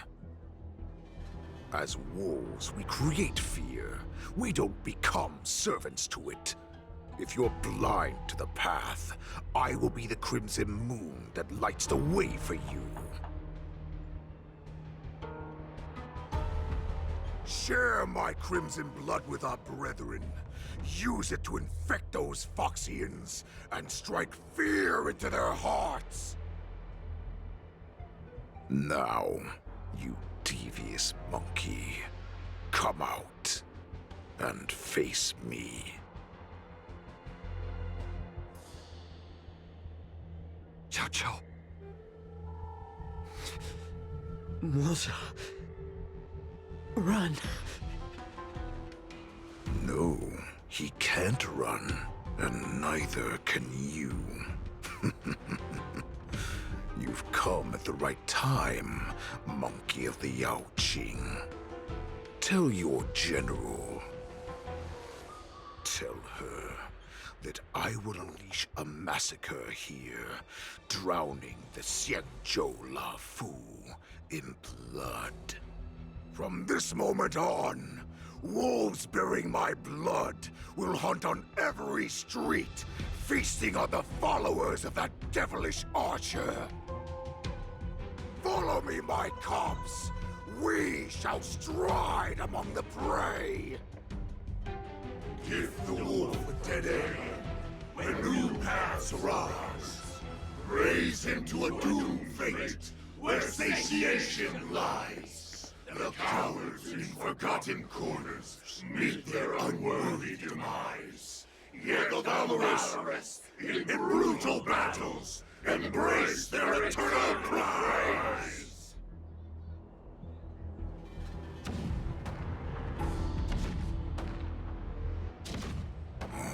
Do you hear that? The rumble of the cannons. It brings back all the memories of past battles within me.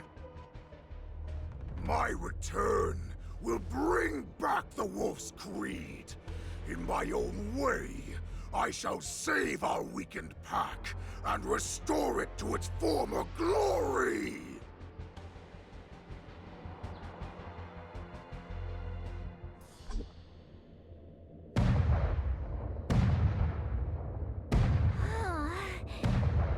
The Sky Splitter's gun salute is really loud. So this is what the war dance is actually like? I feel like my eardrums are going to burst. Well, how could they expect to attract people to come and watch if they didn't make a huge spectacle? March, you haven't forgotten what you came to do, have you?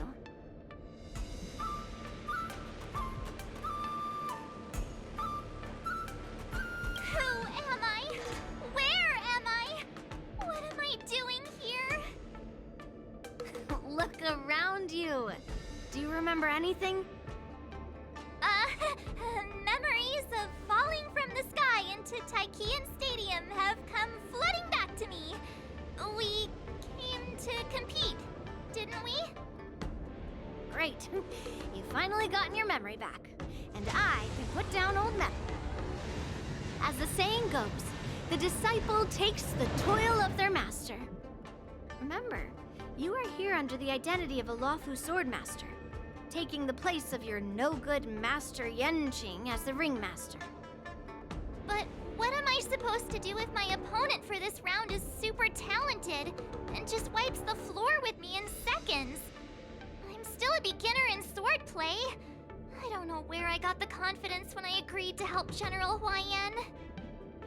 Come on, there's no need to worry about that. If you are defeated, then your opponent shall have to answer to me. Although, if that happens, the honor and the glory of the Xianzhou Lawfu shall all be taken by the Juming. Master Yun Li, please, I'm about to compete. Can you say something that will give me a little confidence? March, think about the great storms that you, nameless of the Express, have weathered along your many journeys. There's no doubt that you have faced far more terrifying enemies than your opponents here today, right? Don't you feel a lot more relaxed looking at it that way?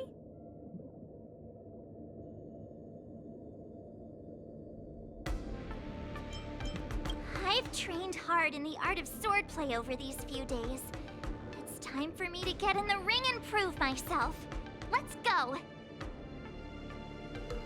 Master Yun Li, I don't think I'm completely ready. March, there is no such thing as completely ready.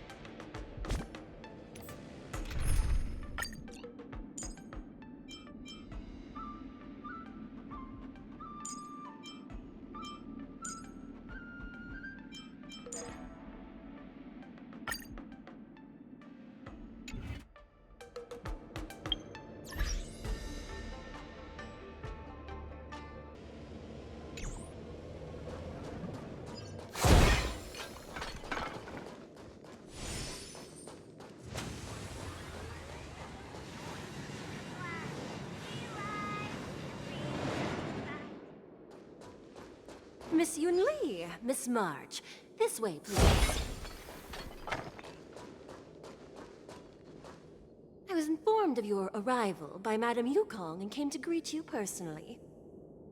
The news that you will be the ringmaster in place of Lieutenant Yanqing has been made public, Miss March. Just now, as I passed the contestants' hall, I overheard them all discussing this news. The most common question I heard was, who is March 7th? If they ask you this, how will you introduce yourself? Do you have something prepared?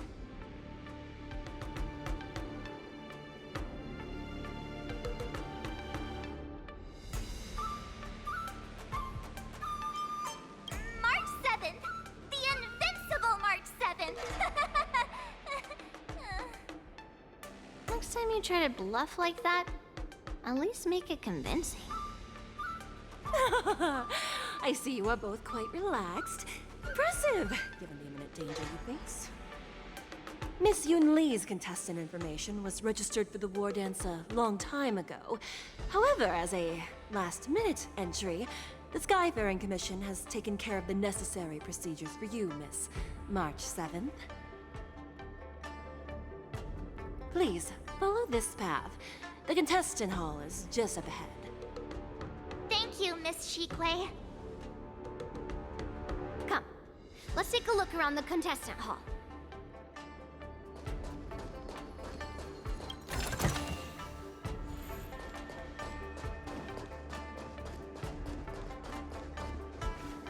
So, this is the contestant hall. Oh, there are so many people! March, before the war dance begins, allow me to give you one more lesson. My grandfather always told me that a weapon mimics its master. That means that a person's weapon will reflect their habits and personality. You've seen me wield old metal before, haven't you? Tell me, what did you observe from that?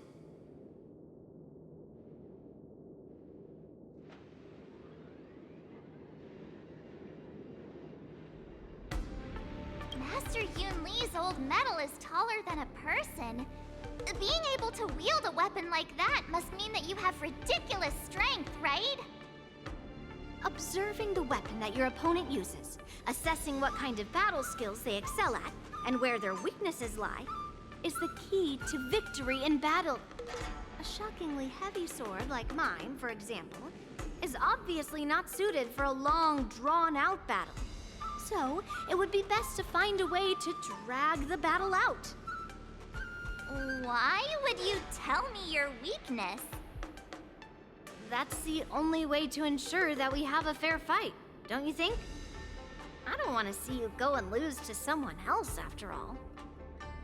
Now is a perfect opportunity to learn how to evaluate your opponents. Let's use the people here in the contestants' hall to practice. If you know yourself and know your enemy, you will not lose in 100 battles. Know myself and know the enemy. Let's see, who should I ask first?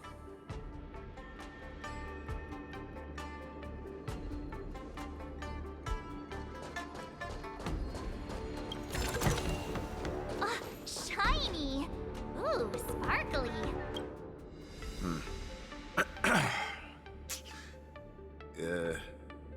Was there something you wanted to ask me?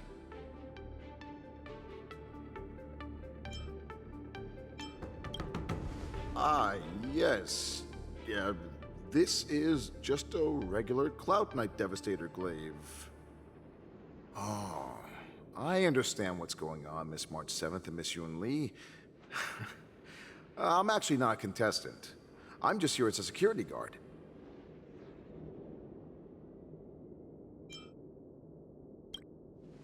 Nothing out of the ordinary. I guess you could say it's all fair winds and calm wolves.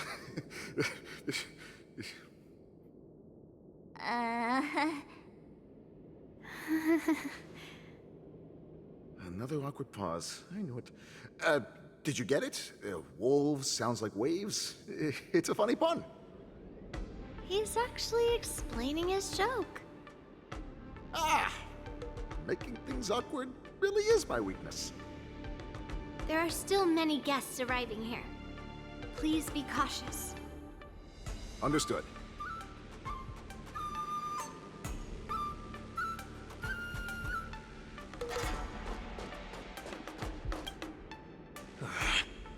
came here because I wanted to meet the great Lieutenant Yanqing I've heard so much about, and finally cross blades with him myself.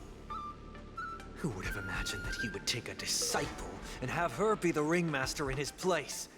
This is no more than running away from a fight, and is a great dishonor to the Yaoqing. This last-minute replacement, March 7th. Who exactly is she? That's right. I'm the March 7th that everyone's been talking about. What? You're March 7th? Don't worry. I'm a newbie swordmaster who's only been practicing the art of swordplay for half a month. March 7th. Standing before you is a seasoned Cloud Knight who has practiced swordsmanship for over 200 years. Tricking the opponent into underestimating me is a valid tactic too, right?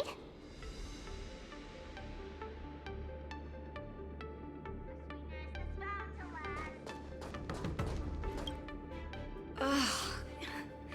I am not used to wearing clothes like this at all. Oh! You're March 7th! The stand-in for Lieutenant Yanqing, correct? That's right. And you are? As you can see, I am the journalist entrusted with interviewing contestants on site. I see the Skyfaring Commission has really gone all out as the host. Interesting. That's right! A big event like this just can't go ahead without a few of us running around. Since the competition is getting started, could I ask you some questions that are on my mind?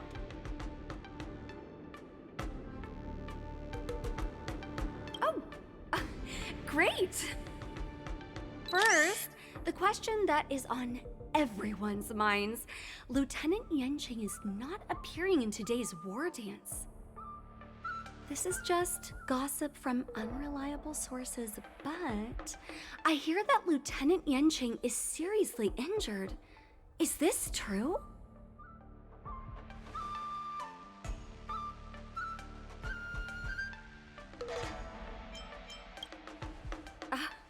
My apologies. This was very unprofessional of me. I see that Lieutenant Yanqing has his own affairs to tend to. Then, let us look forward to seeing a valiant performance from you, Miss March. Once the war dance begins, you will be challenged by master swordsmen from many different worlds, Miss March 7th. Are there any that you're looking forward to facing in particular? March 7th, you are quite I mean, extremely self-assured. Thank you very much for accepting my interview. Much appreciated. The first round of the war dance is about to begin. Are you feeling okay, March? Me? I'm fine. As soon as I saw all these people gathered here, I suddenly felt weirdly relaxed.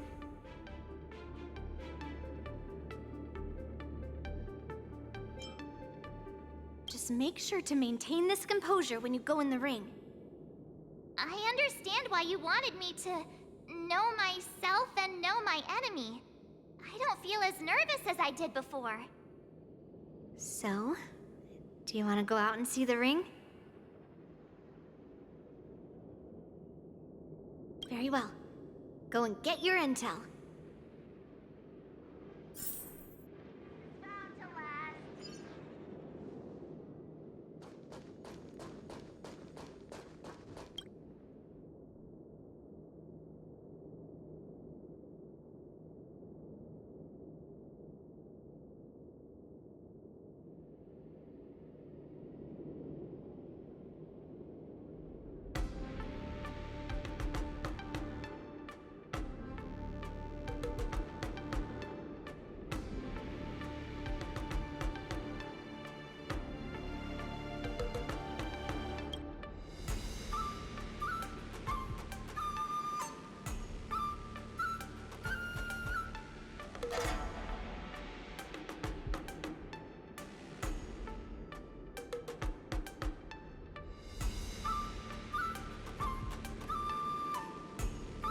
That's enough knowing the enemy for now.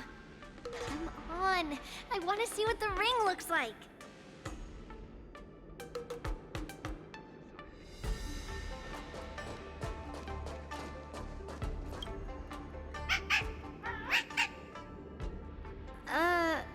You're even asking dating?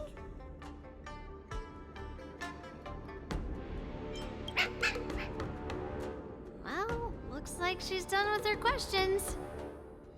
That's enough knowing the enemy for now. Come on, I want...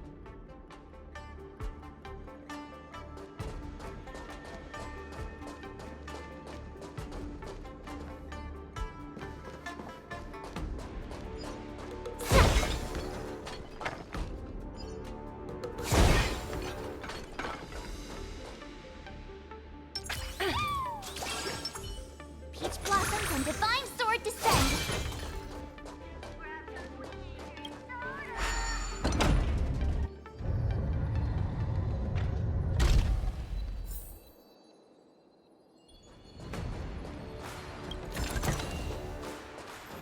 If we walk through here, we'll be able to see the War Dance's official venue.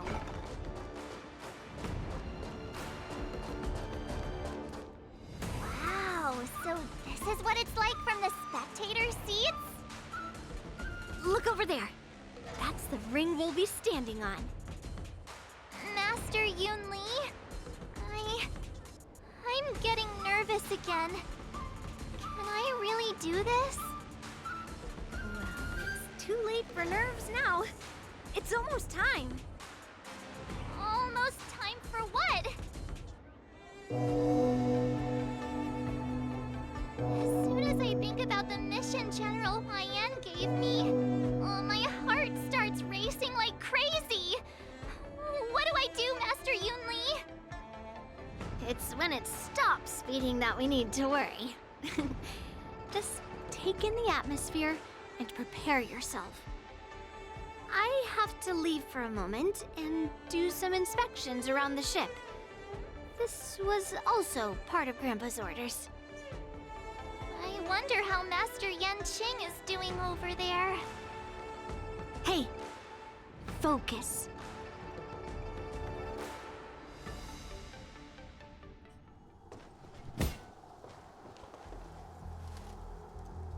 General, report!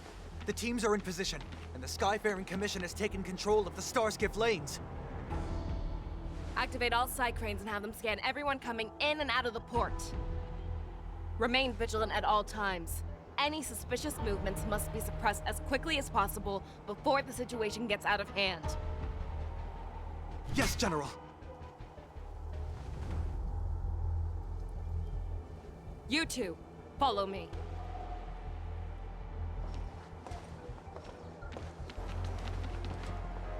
What's signal's nearby, but we lost contact just a moment ago.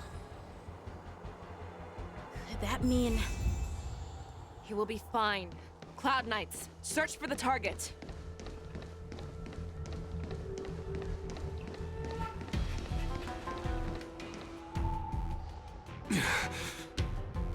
All of you, get out of my way.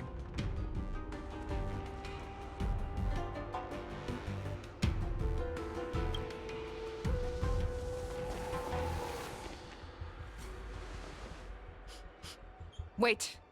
Don't go any closer. General, I failed you. That mad dog left me here as... A declaration of war. That's right. I've been holding back the urge to slit his throat all this time.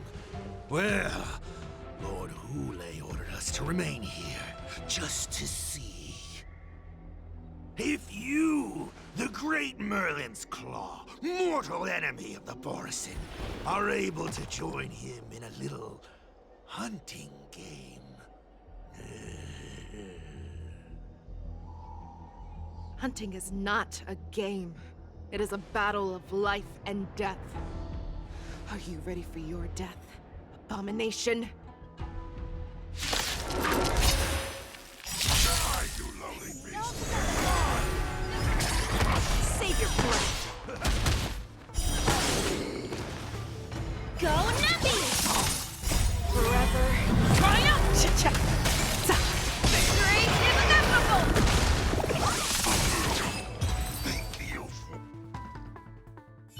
Maoza, are you okay? I wasn't able to save Jiao Chou. Hule was more cunning and powerful than I imagined. Tell me, how is he planning to declare this war against me? With a one-on-one duel? Or with a hostage exchange, maybe? Hule is planning on attacking the bustling streets of the Xianzhou Luofu. What did you just say? Impossible. Even if there are still undercover Borisin that we haven't sniffed out, Hule can't have more than a few dozen people. How is he planning on simultaneously attacking the streets of the Xianzhou Luofu? He has an ace up his sleeve. Hule's body holds a plague mark passed down through generations of Borisin. I've seen him convert a Foxy into a Borisin wolf trooper with my own eyes. This is Hule's declaration of war. His blood.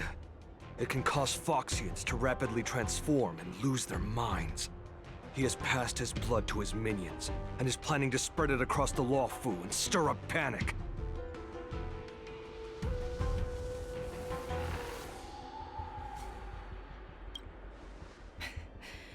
He wants to encircle us in one fell swoop. This beast is truly unpredictable. Contact the Skyfaring Commission and the Cloud Knights right away. Have them enforce a traffic ban and order all Foxians to remain indoors until further notice. The moment you see your enemy's declaration of war, it means that they have already begun to take action. But if Hule succeeds in getting this panic to spread... Do you remember what I told you before? Hunting is about thinking the same way as your prey, not just mindlessly chasing after them. What Hule wants is to see everyone on the Luofu descend into panic. He wants to see us lose our minds and waste our limited manpower scouring every inch of the Luofu for signs of an attack until we exhaust ourselves. It's like that party game that the people of the Yaoqing love to play. They hide an object under one of several bowls, then move the bowls around and have you guess which one the object is underneath. The way I see it, this is all nothing more than misdirection. No matter what Hule does, there is one truth that cannot be changed. He is trapped aboard the Xianzhou Luofu. The only way for him to escape is to find a ship.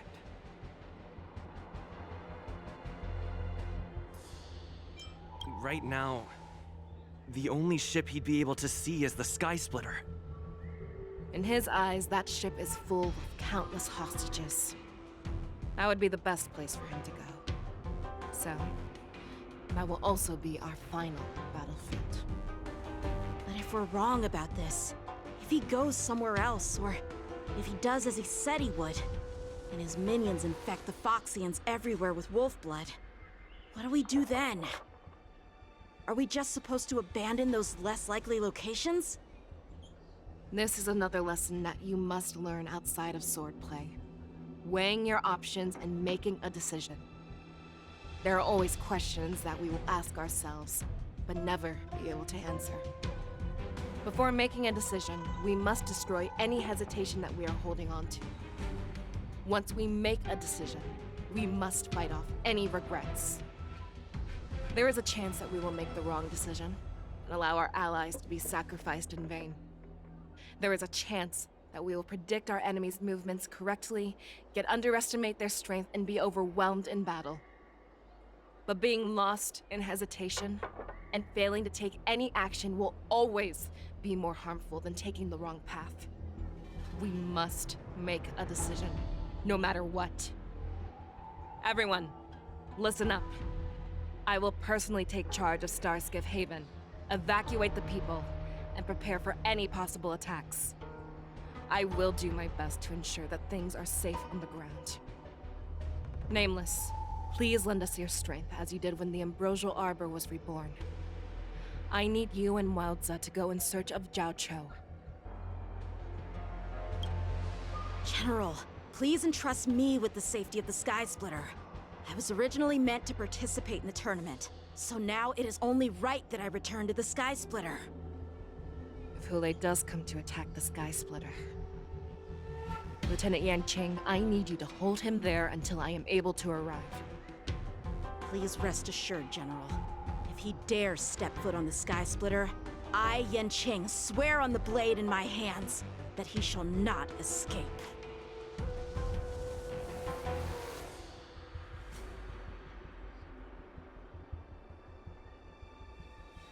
Cloud Knights! The Borson have arrogantly decided to challenge us on Xianzhou territory. They vow that they will unleash a bloodbath along the streets of the Xianzhou. The unarmed civilians of the Xianzhou and countless visitors from afar are under our protection. Let me ask you, as Cloud Knights, will we allow the Borson to succeed with their plan? Be on your guard.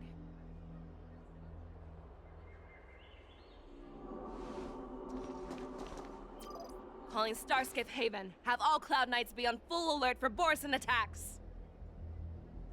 Fei Shao, the ports of Starskiff Haven are crawling with wolf-like creatures. They're moving fast. Hold them back! I will be there immediately!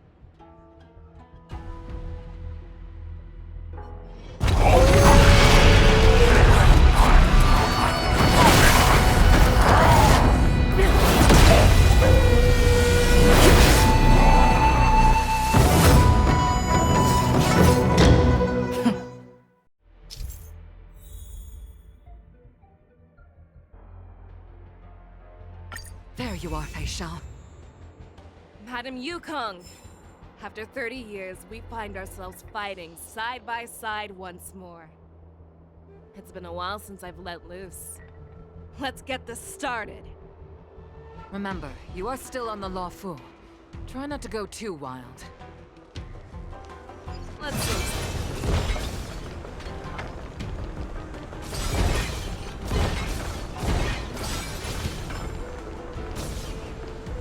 All together!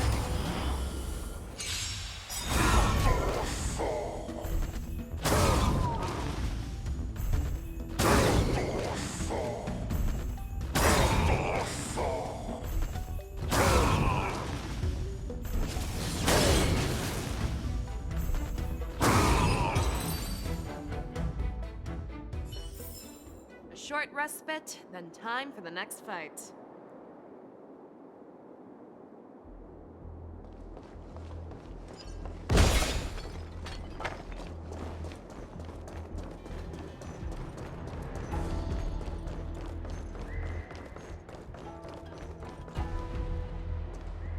We have cleared out the enemies in Starskiff Haven. But it seems that there are fierce battles being waged at both the Exalting Sanctum and Arum Alley. I will prepare a star skiff. We cannot allow the fighting to continue. This is now a race against time to stop this farce that Hule has created. I know Zhao Chou always wants me to know my limits and not get carried away, but now is the time to bring this to a swift end. Contact the Exalting Sanctum. Tell them if they see a light in the sky, all units are to retreat immediately. Madam Yukong, lend me your bow!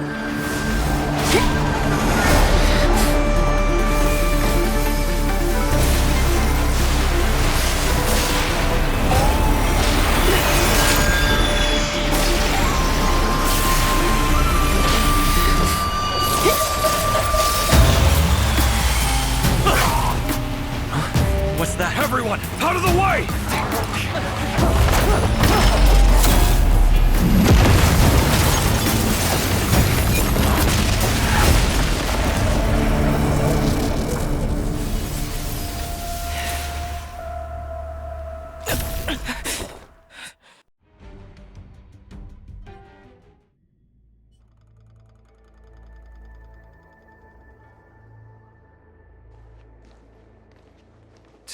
What a mess. I just knew it would end up this way. Every time she hits the battlefield, she makes a mess like this. She didn't even leave a single survivor to get intel from. One of these men must have known about Hule and Zhao Chou's whereabouts. He has to be. A retainer like myself is nothing more than an insignificant shadow who stands by the General's side. But Zhao Cho is different. Without his careful treatment, the General wouldn't even be here today. Hopefully, he can use that silver tongue of his to buy himself enough time. Take a good look around. If you can find one or two Borisin that aren't dead yet, let me know. I don't care how tight their lips are sealed. I always have a way to crack them open and get the information we need.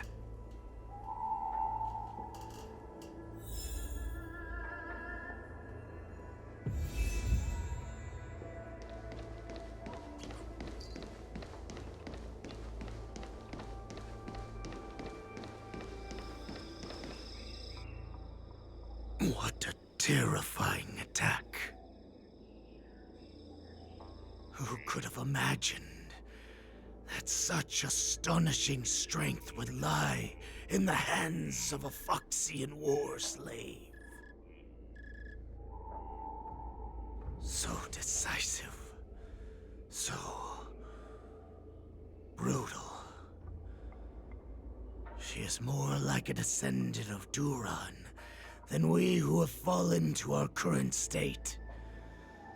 No wonder the Warhead has his eyes on her.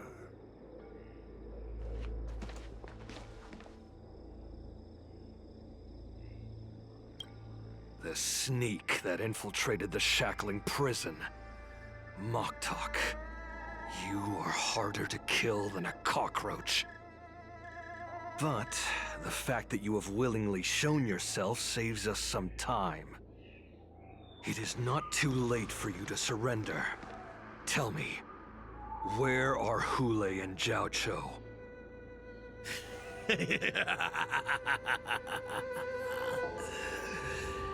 Save your energy, Yao Qing monkey.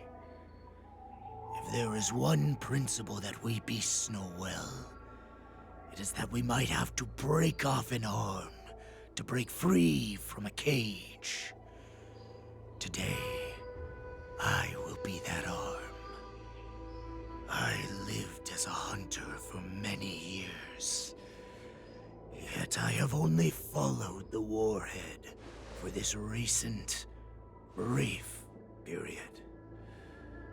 However, his existence has brought light back to our once blind eyes, like the moon of Verdantia.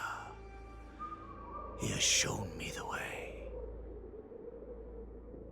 The descendants of Duran have abandoned the Wolf's Creed. In order to ensure our survival, we took solace in the shadows and fed on one another. We were no longer wolves. We were no more than rats, living a dirty and pathetic life. Thanks to the gift granted to us by Lord Hule, I have shared his vision and his blood.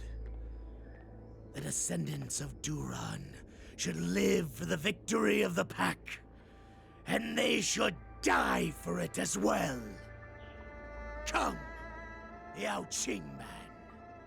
Show me your fangs. We will fight to the death! Pugh! How honorable, you mangy dog. But you seem to have misunderstood. There will be no fair one-on-one duel. Let's see how tough you are once we've put you down.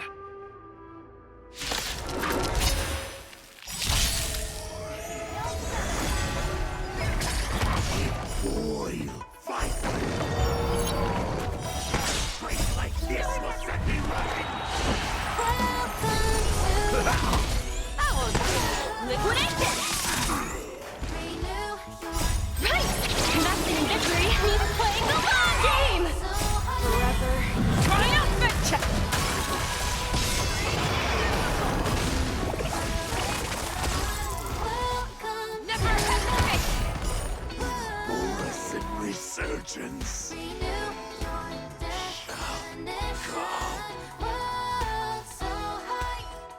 No matter how heroic your sacrifice, there is no honor in your battles or deaths, Borisin.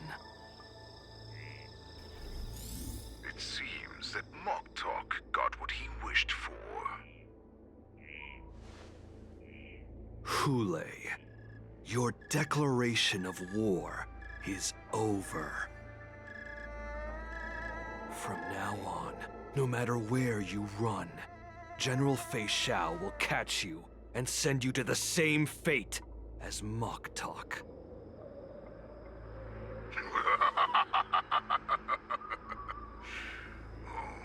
Your tongue is sharper than your claws. Don't stand in my way, child. Have your general speak with me. Our little hunting game is not over yet. Stand down, Watsa. I am here, Hule. What do you wish to say?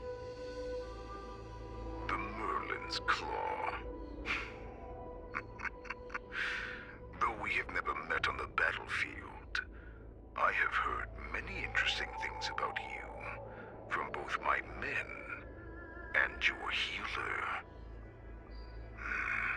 The people of the Xianzhou must be quite brave to allow a Foxian war slave with Borisin blood to ascend to the position of general. Has no one ever questioned that lineage of yours? Or could it be that your grand achievements were enough to convince everyone to keep their lips sealed? Claiming to have family ties with the enemy sounds to me like an attempt at asking for mercy. Hule, are you begging me for mercy? I see that it is not only the ruthless blood of a wolf that courses through your veins, but also the cunning blood of a fox. When you think about it, this was a gift from the Borisin. Anything that we gift, we are also free to reclaim. The Merlin's Claw. I shall extend a final invitation to you. I will be waiting for you on the Sky Splitter.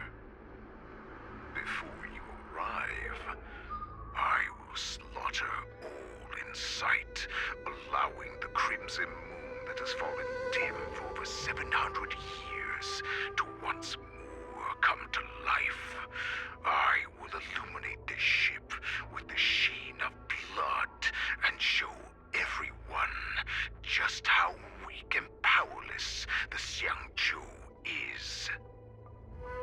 Then, I will pilot this ship through every blockade and barrier you have prepared and begin my journey home.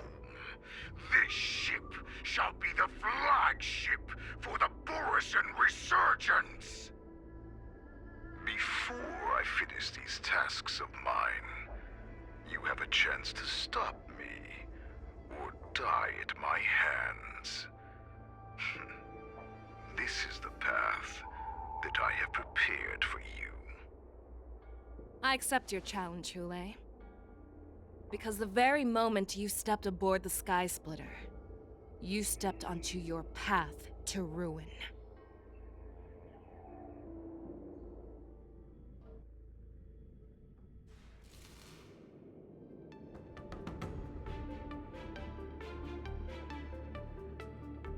I'm entrusting you not only with the honor of the ring, but also with the security of the Sky Splitter. That's easy for my grandfather to say. But this mission doesn't seem so simple anymore. The first round of the tournament is about to begin. I wonder how Yanqing and the others are doing. According to the plan, I should seek out the Cloud Knight soldiers aboard the Sky Splitter and see if they've discovered anything.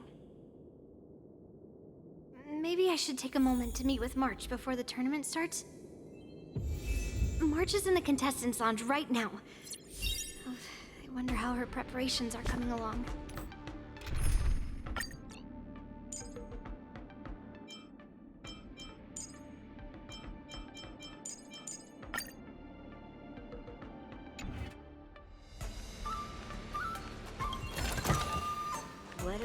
here. Is that you, Miss Yunli? If there's anything that I can help you with, please let me know.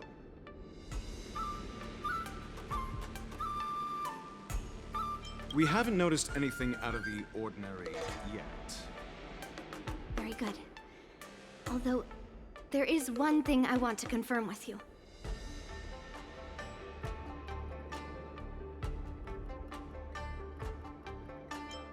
Your timing is perfect, Miss Yunli. We actually just received an emergency boarding request. An emergency boarding request? It wasn't on the Skysplitter Starskiff registry, but all the documentation checked out. Who would be boarding the ship at this time? Where are they? I'll go check it out. The Starskiff is using the contestant docking bay.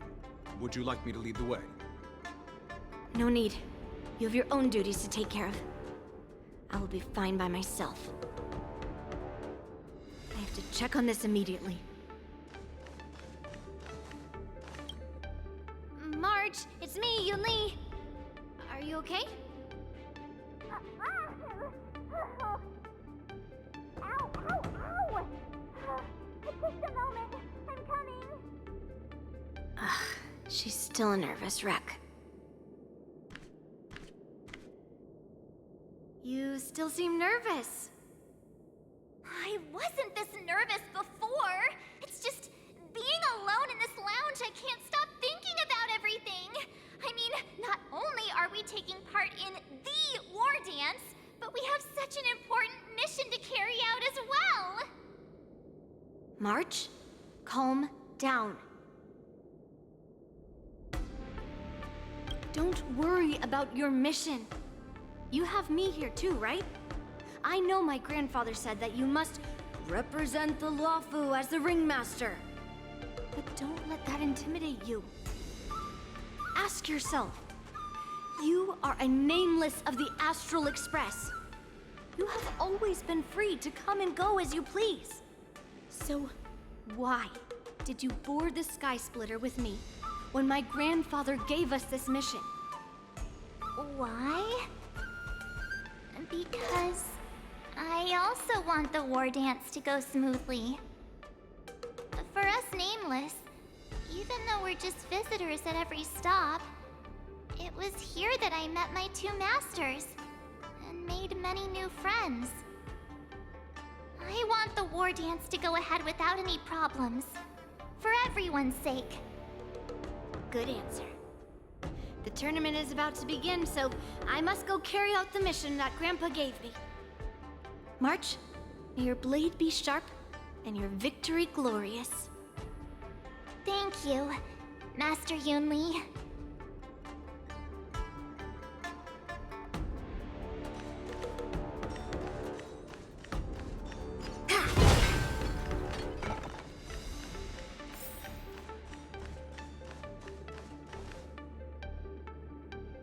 Routine inspection!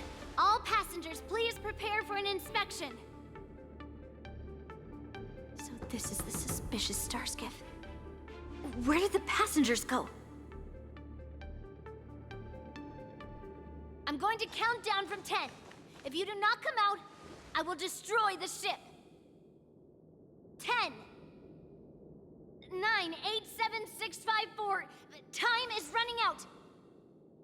3, 2, 1. Wait a second!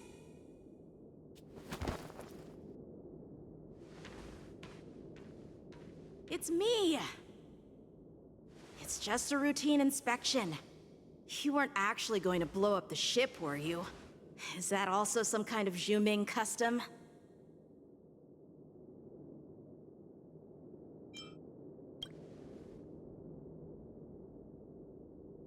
Wait! Even though the Borisin can disguise themselves, they can't turn into someone as short as me. Put your sword away. Didn't little Yanqing claim he was going to give up being the ringmaster and go on the hunt instead? Help shoulder the general's burdens? The Borisin on the ground suddenly launched an attack. General Fei Xiao was concerned that this was all a diversion by Hule. So I requested to come to the Sky Splitter and provide support. Can't believe you ended up back here on the Sky Splitter after running around all over the place. But you're too late to enter the tournament now. Following Grandpa's plan, our disciple March is taking your place as ringmaster. Aren't you proud of her? When I first heard the news, I was definitely proud, but also a little concerned. More manpower is always a good thing, since the Sky Splitter is so large. Oh, and by the way, you should know that... What's happening?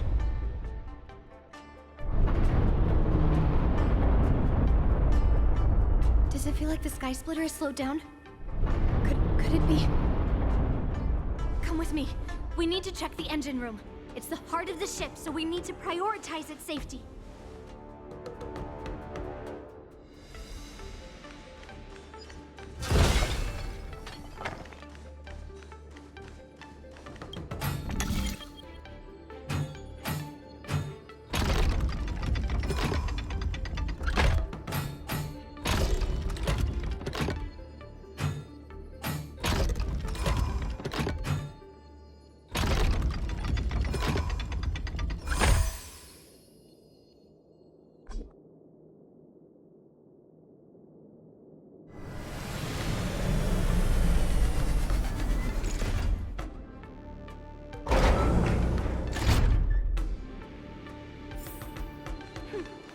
Not as interesting as Grandfather's gadget.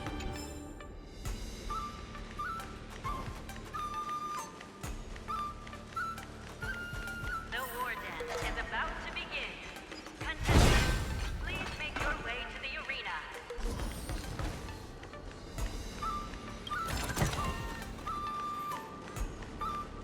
The engine room is just up ahead. Let's go. Intercepting sword technique.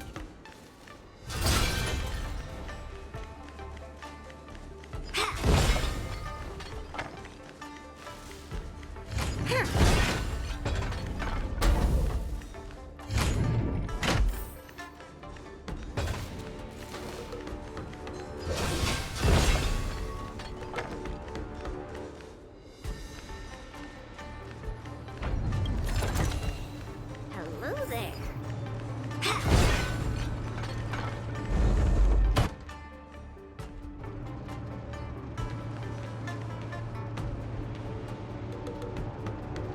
Strange. Why is there no one here?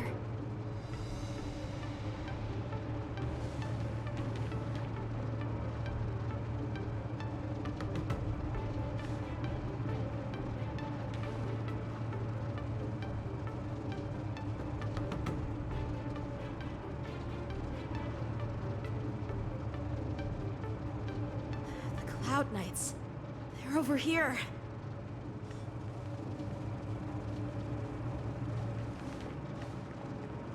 And you should be lying alongside them. Don't worry, children. There's plenty of space to hide your bodies over here.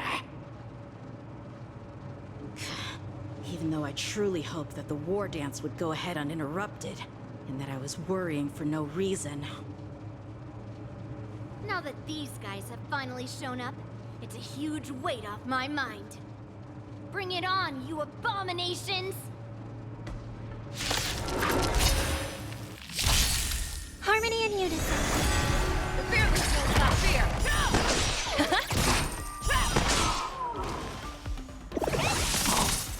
Forever triumphant! Victory is inevitable! Yes, you!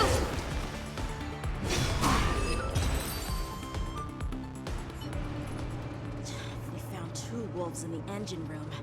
That means that even more abominations have infiltrated other areas. Hule is already aboard the Sky Splitter! There's no time to talk about this. The war dance has already started. If my guess is correct, the Borison will most likely use the ceremony to begin their slaughter. Let's go. We need to get to the war dance ring.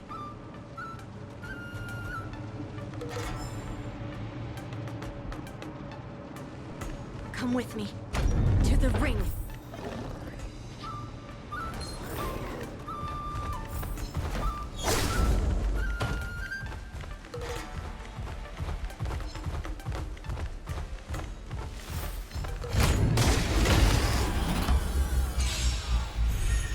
Resonate all together. Stars echo. Never hesitate. Liquidation!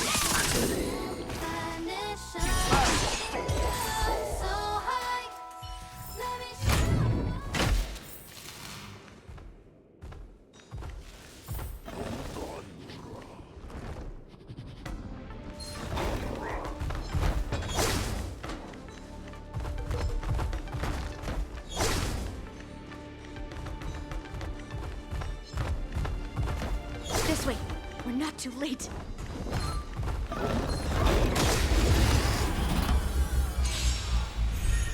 Harmony and unison. Right on time. Right on time.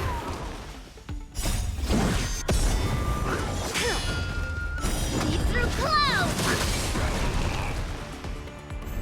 The fearless will not fear.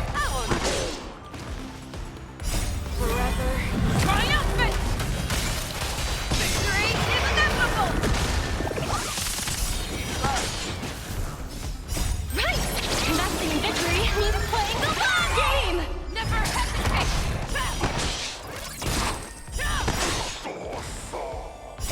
Stars echo.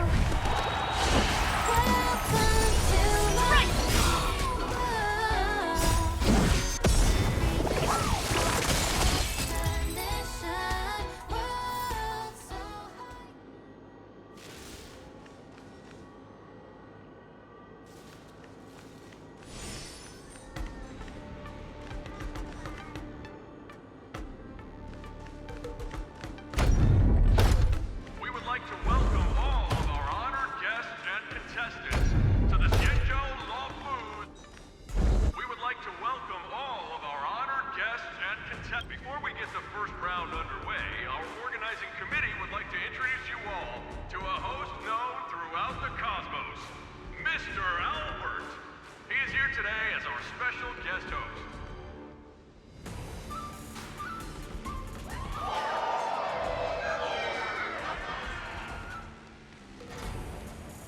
Let us invite our special guest host, Mr. Albert, to the stage to formally open the War Dance.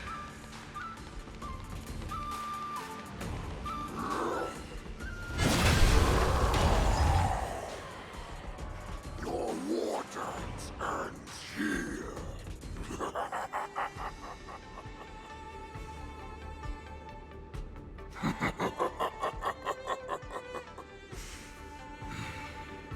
From this moment on, the Sky Splitter belongs to me. And for you, dear spectators, I have prepared a true fight to the death. Now, run for your lives! My apologies. The spectators that you were expecting aren't here. Everyone here actually came to see you. Cloud Knight, prepare for battle.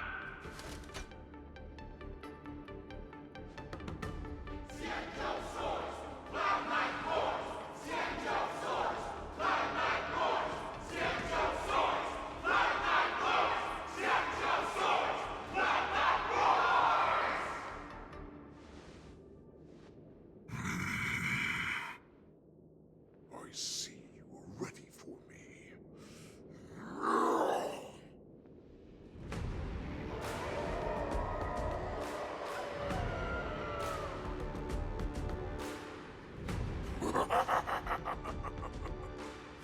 That's fine too. Since you have all prepared for your deaths, come, give me all you've got. Entertain me.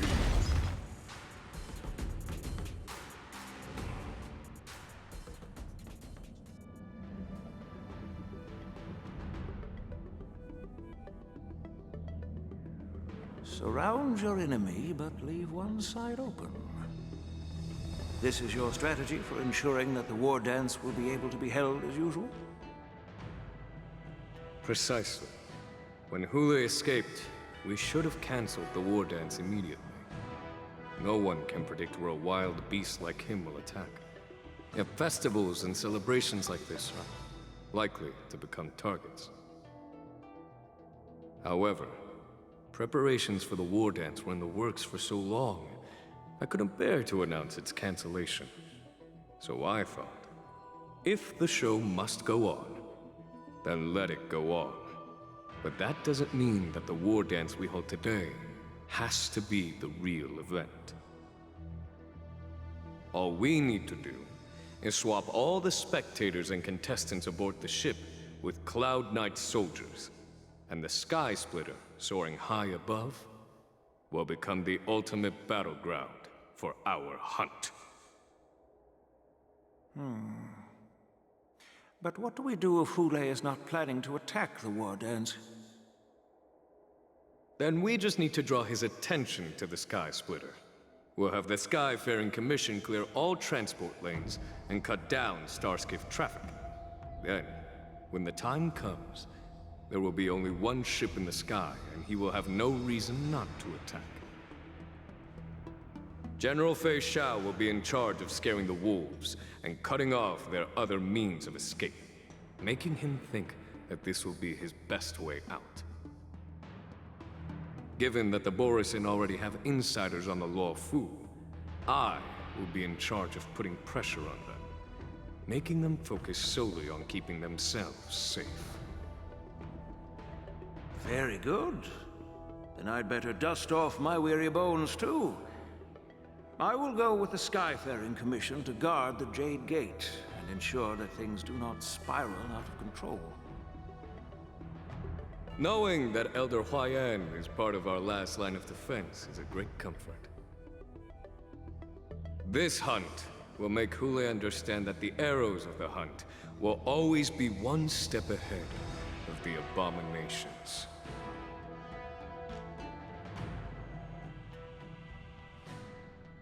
That jolt just now.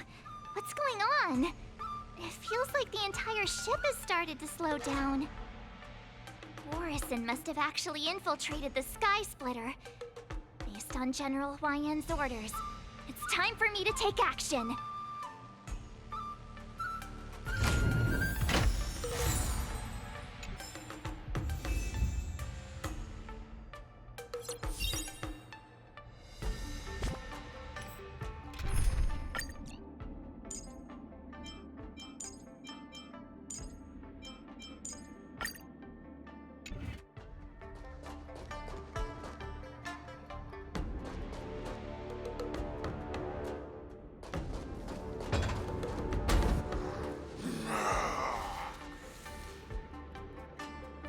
You guys, you're not Cloud Knights acting as Borisin, are you? You're real Borisin, aren't you?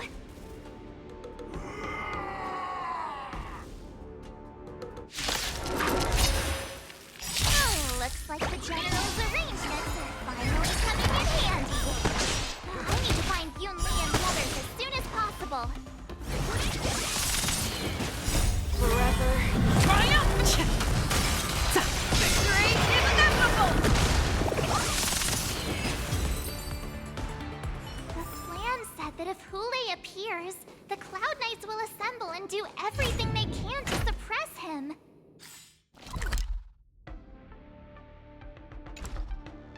Master Yun Li, where are you? March. I'm below the ring.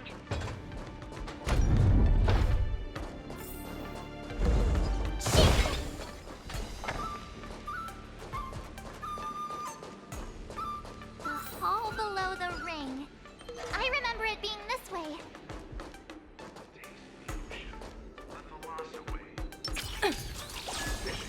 Peach blossoms and divine sword descend.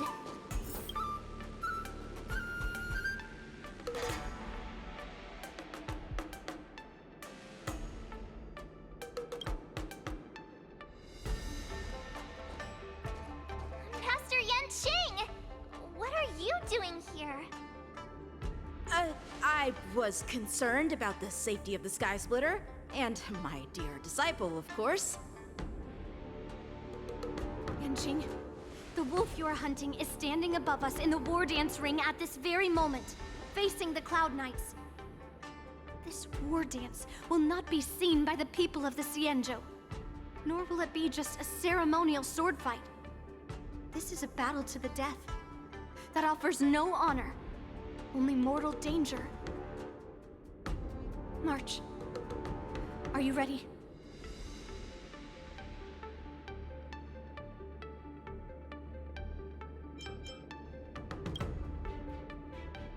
To use General Jing Yuan's favorite expression, since I'm already here. Yunli, Miss March, may your blades be sharp, and your victories glorious. May your blades be sharp, and your victories glorious. May your blades... Ah, forget it. Let's go and make this a quick victory.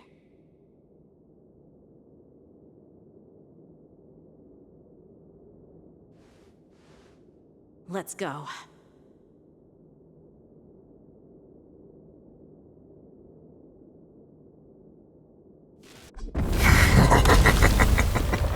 So feeble. Such weakness is truly pathetic.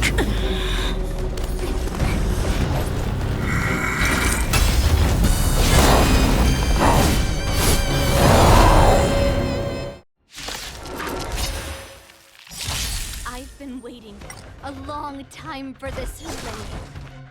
Someone else take this Showers such to slaughter. Remember this.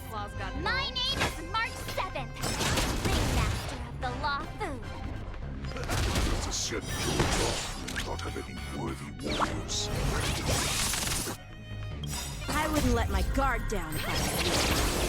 Last time this old wolf tasted defeat at the hands of a young cub.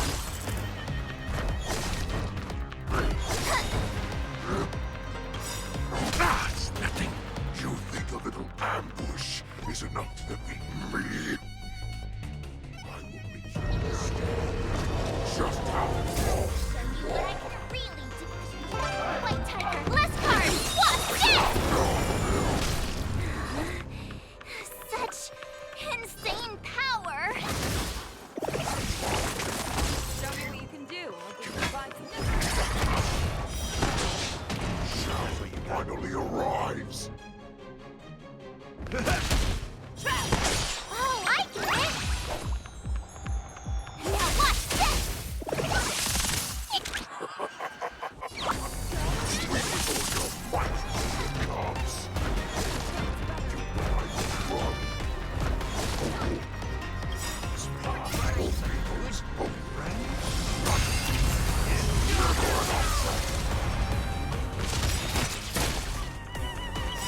I venture forth to forever triumphant!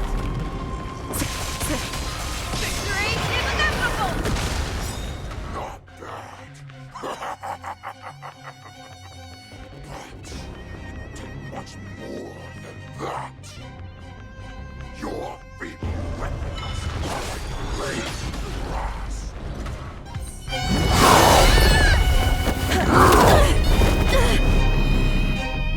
I've had enough.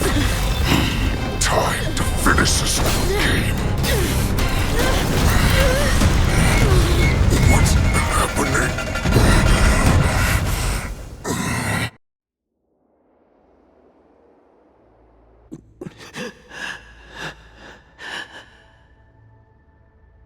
Secrets are a weapon that a hunter cannot live without.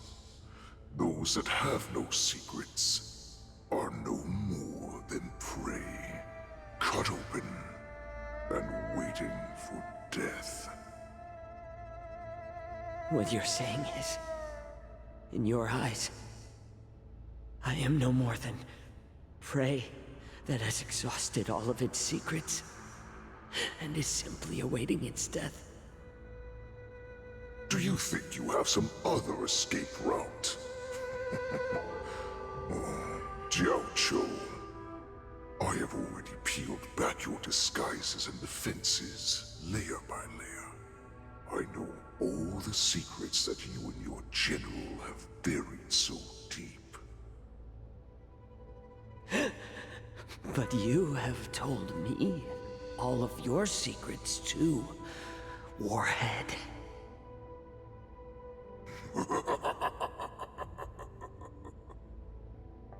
Oh, but you will never have a chance to use them.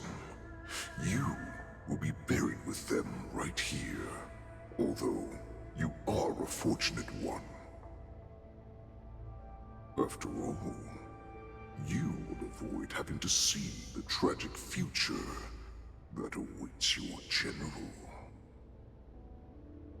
I'm sure she understands her fate far better than you ever will. One day on the battlefield, she will be overpowered by her ever-intensifying moon rage, and finally be torn apart by her fury and transformation. Not even your god can save her from this fate, although they can lead her to liberation. And the only way to save her is here, in my hands.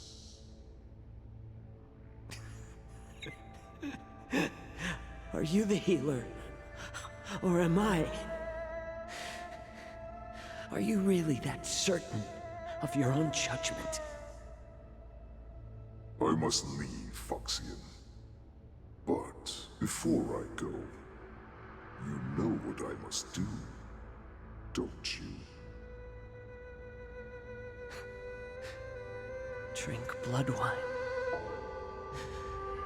I hear it is a Borisin custom to kill prisoners and drink their blood before battle to stir up their madness.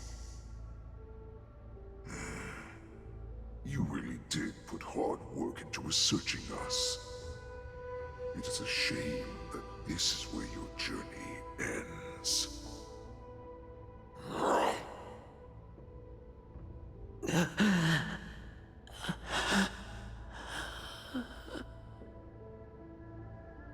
Are you the healer, Jiao? Is there anything that I can do for you? I heard that you saved me. There's no need to thank me. If you're a healer, can you cure my moon rage? And what if I can? Do I just sit back and watch as you head back out to die in battle? Listen to me, child. Your condition is not suited for the battlefield. Okay, then can you cure war? What are you talking about? I'm just a healer. All I can do is... So all you can do is heal us and let us go cure war. Such arrogance, young lady. This war has been waged for thousands of years, and it will only continue. What do you mean by cure war? All you will achieve is getting yourself killed. You healers work yourselves to the bone to save people, even though there will always be sickness and death. So we will also keep fighting. I cannot speak for the dead, but I know that General Yueyu, as well as all the warriors that never returned from battle, will not have died in vain. They fought so that others could make it home alive. Your actions are no different.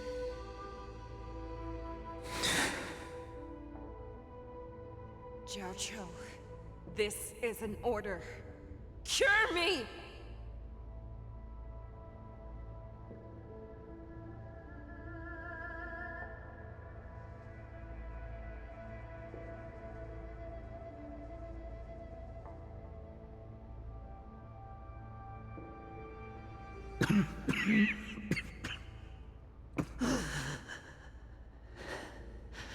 Those who have no secrets are no more than prey. Cut open and waiting for death. Enjoy the taste of my fresh blood, Hulei. Unfortunately, I am not a man without secrets. I still have one little secret hidden up my sleeve. Tumble dust. I drank it a while ago, and the poison is already flowing through my veins. Sooner or later, you will begin to feel the effects. If the most lethal poison known to this world is able to save innocent lives, then it can also be called a great medicine. I will do my best to cure you. Fish out. I kept my promise. At the cost of this insignificant life. Bring victory to the Yaoqing.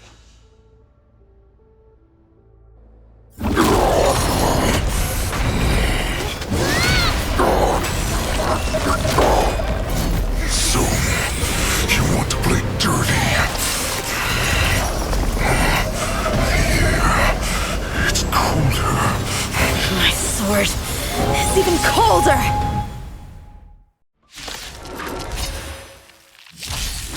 Hulei's movements are slowing down? This is our chance. Someone else take this one? It's time for us to put this dog down. To show you what I can. Azure Dragon, White Tiger, less cards. What? Yes! Fangs and claws got dull. In the mood for another beating? Liquidation!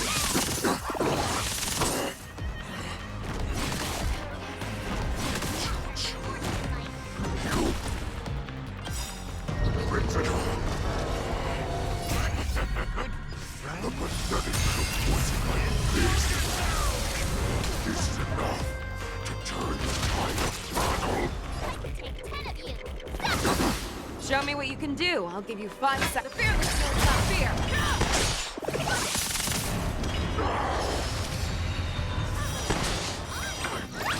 Slowing down.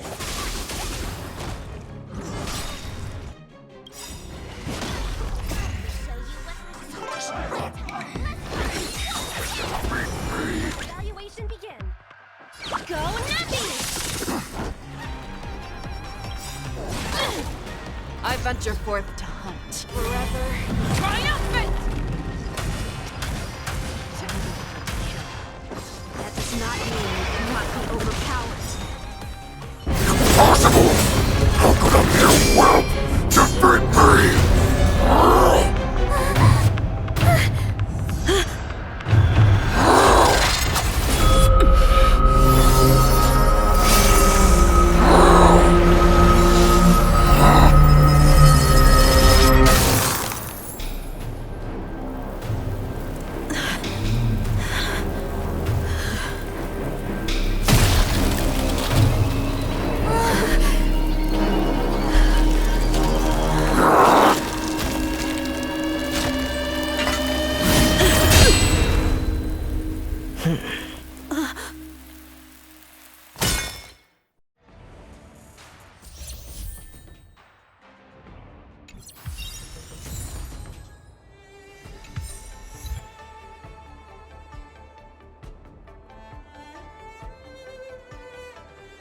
The hunt is finally over.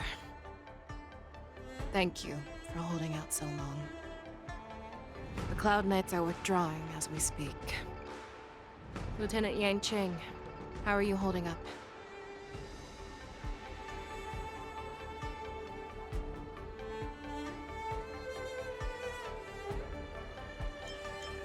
I thought I was done for. I wouldn't want General Jing Yuan to lose the disciple that brings him so much pride. When I sensed that Hule was not on the ground, I raced to get here as quickly as I could. Who would have imagined that I would arrive late to the battlefield for the first time in my life? No, perhaps you young ones' blades were just too fast for me. I originally thought, in the best-case scenario, you would team up and hold this beast back while protecting yourselves. However, you joined forces and defeated Hule. The youth are truly to be feared and respected. Come, we need to lock up Hule once again before anything unexpected happens.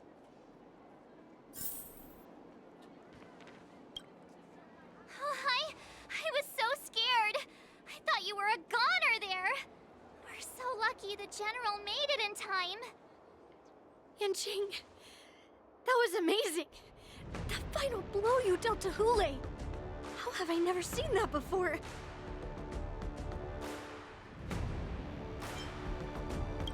Was it really us who defeated Hule? Why do I feel like he suddenly started to flag during our battle? It must have been our awe-inspiring righteousness that struck fear into his heart. You really are an overthinker. What's the point of worrying about these things? Who cares why he started to weaken? All that matters is that we won.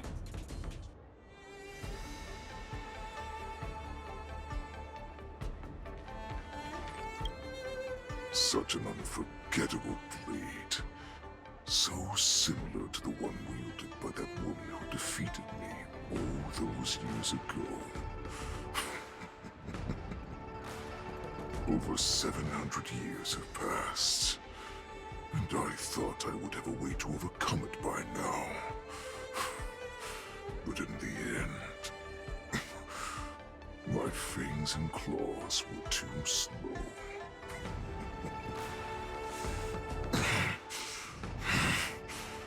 You won, child. Stop struggling, Hule. There's plenty of time for you to be tortured by your regrets when you go back to the shackling prison. Yes, I was defeated, but this was not unexpected. And regardless, you still showed your face, Fei Xiao.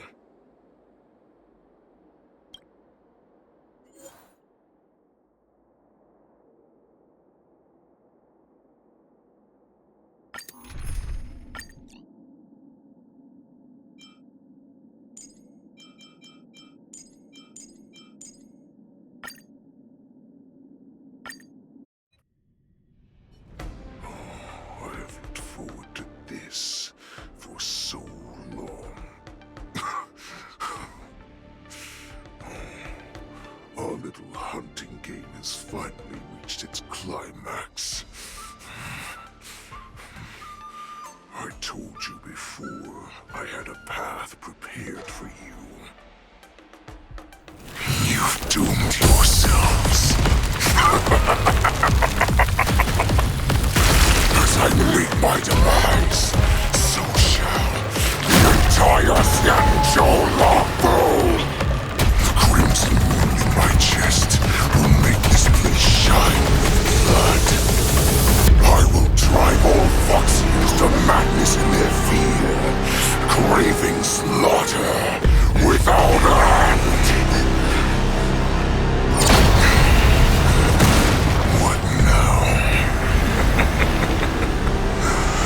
They shall. This is the heart of the Borisin Warhead, a product of the Plague Mark. I'll leave the next part to you.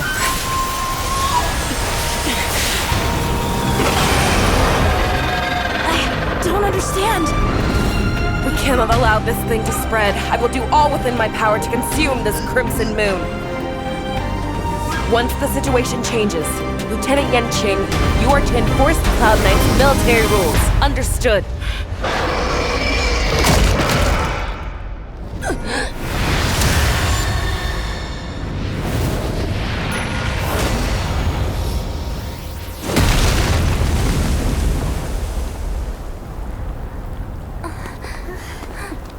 General!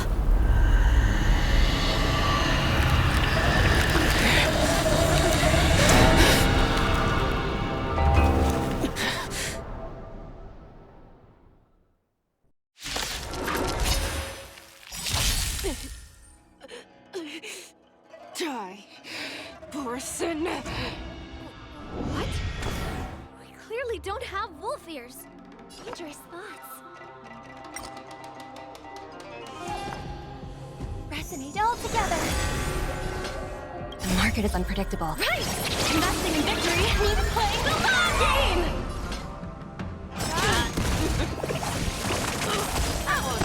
In the mood for another beating?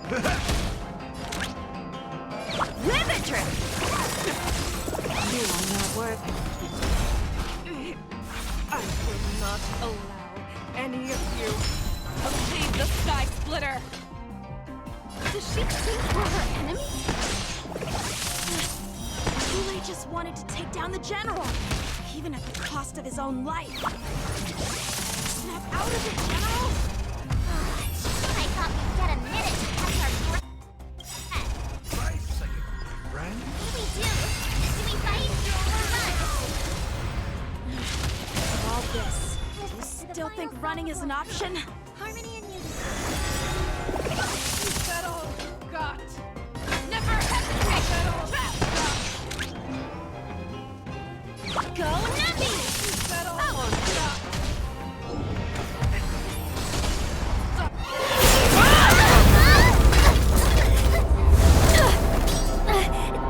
We can't let her get away! But do we stand any chance at all?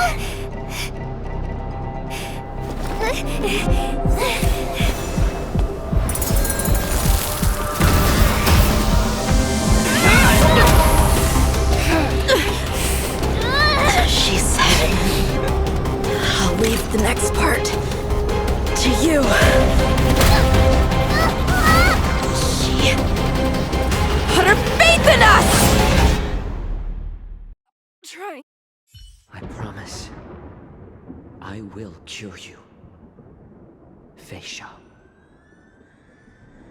No one can live forever, Zhao Zhao. This time, I must break my promise.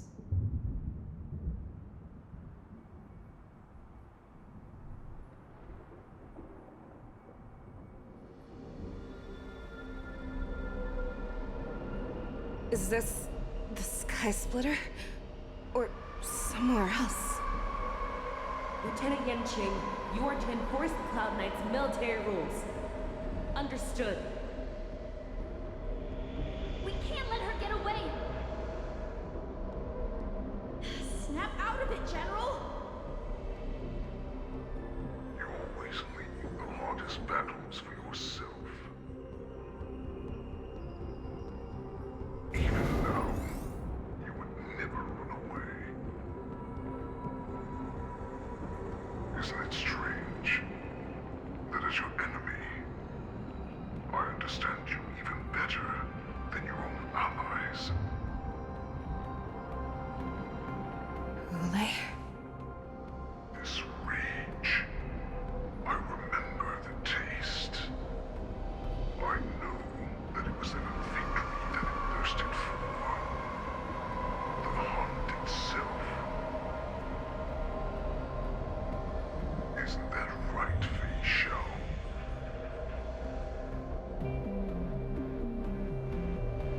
You shouldn't be here.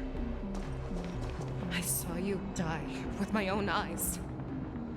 Just consider me a figment of your imagination. Before every hunt, I make preparations for defeat and retreat. But not this time. This time, defeat was exactly the ending I was racing towards. When I learned your story from Zhao Zhou, I realized that he had always been hiding a secret, and that not even the healer himself understood the meaning of this secret. What an ironic fate, don't you think? All this time, when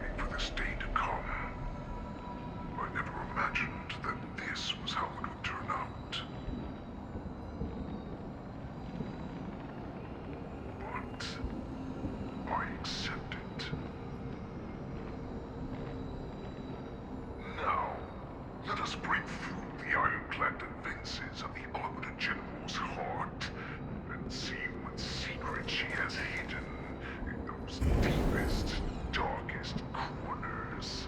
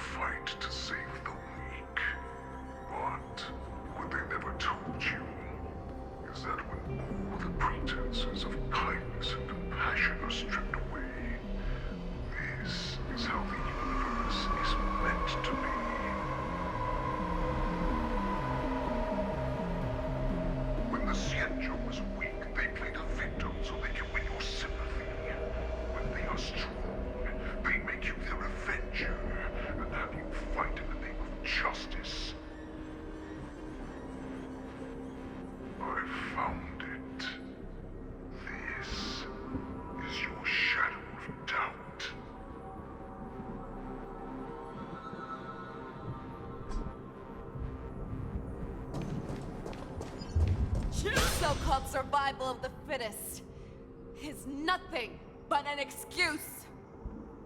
You cannot weaken my resolve, Hule. Blinded by the fury of your moon rage, you slaughtered your allies. Merlin's Claw, you have betrayed the Alliance.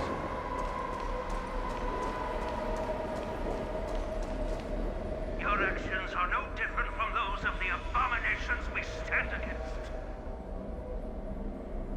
At the end of the day, it is the blood of the abominations that runs through your veins. One day, you will inevitably become an enemy of the Alliance. Cloud Knights, formation!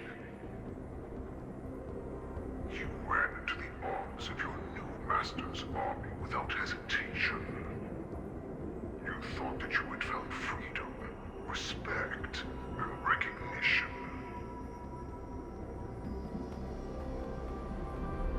But you were wrong.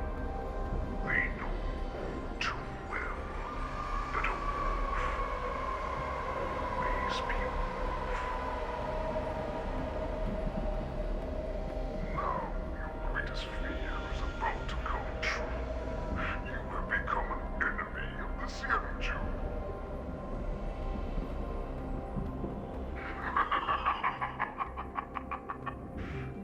This is your fear.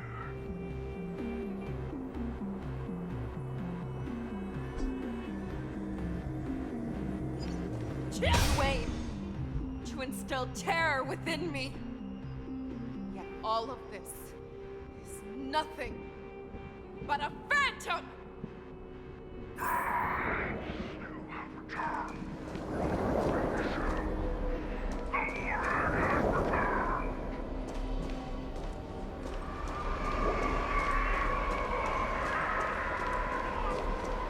It's time to return to the pack, Fei Shao. No matter how deep the hatred you bear for the poison, no matter how much we may consider each other enemies,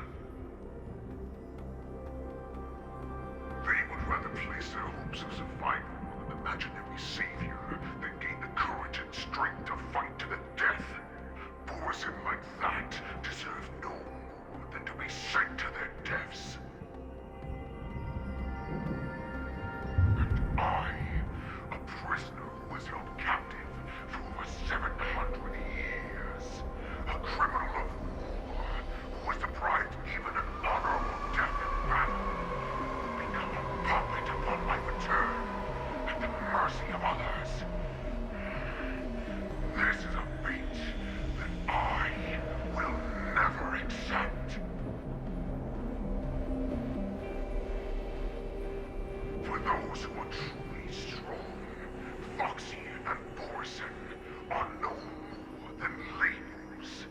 Someone who is truly strong chooses their own path. I will create that new path for myself. I will pass the right to decide the destiny of the Borson on to you. Former Borson war slave and future Foxian ruler.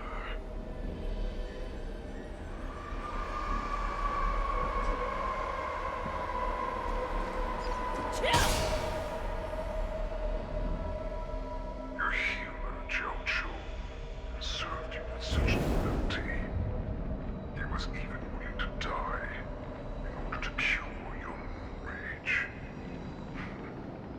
I told him before that the only way to save you lay in my hands. If you just nod your head, you will awaken from this nightmare that the Crimson Moon has inflicted on you, and your body will be born anew. From that moment, you will no longer be trapped by your rage. Your doubt will be swept from your mind like dust, and your fear will naturally disappear. So this was the path that you prepared for me. To become a new you. That's right. We are so similar after all.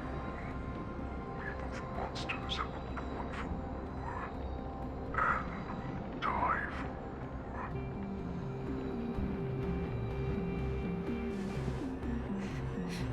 I'm sure my answer doesn't need much explanation.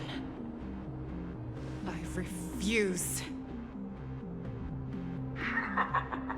I told you before, Foxian and Borson are no more than labels.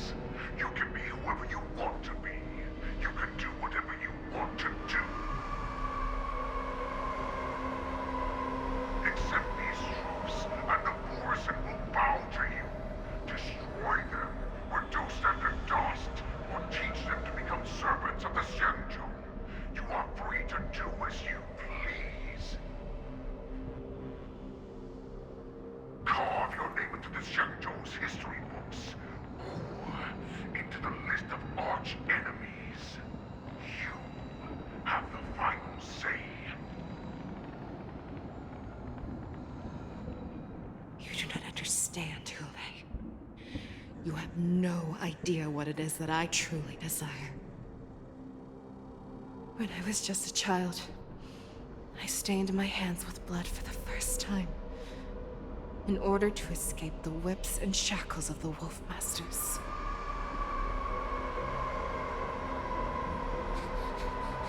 Nirgal, don't stop! Keep running! I can't run anymore. Saran, are they catching up? They're still behind us. Don't stop! Nirgal, look up! Look at that light in the sky! That's a shooting star. It's shining down on us. If we just tell it our wish, we can have our freedom. We will all be able to escape. We'll win our freedom and then share it with our cooler brothers and sisters. So you have to run. Quickly. We can do it.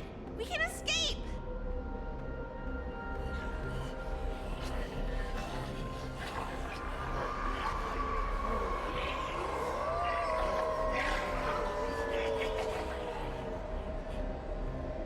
Nirgal, run with me! We ran and ran with all the strength we had. But we ended up losing each other. I escaped the hunting pack and encountered a woman that could fly. A Cloud Knight. I imagine you kept your promise. Unfortunately, when I led her back in order to free my Kulor companions, There was nothing left there but a bottomless pit.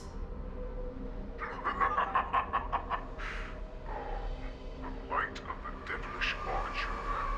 A star of calamity that strikes the ground and leaves only devastation in its wake. In the years that followed, I followed the trail of that light alongside my Cloud Knight allies, and saw it fall countless more times. Gradually, I came to understand. That light was not some shooting star that carried wishes and aspirations. Each Lux arrow meant that countless lives in a helpless world were about to be obliterated. I prayed to the god of the skybow that I would never have to witness one of these shooting stars fall again. But they ignored my prayers. That's right. They never answer us. They just let us loose in this world to massacre each other. That is why the fierce battle between us has raged to this day. If the gods who never bleed nor cry, who watch silently from above, refuse to listen to the prayers of mortals, then we have no choice but to fight for our own desires. Do you understand now, Saran? You and I are similar in more ways than you think.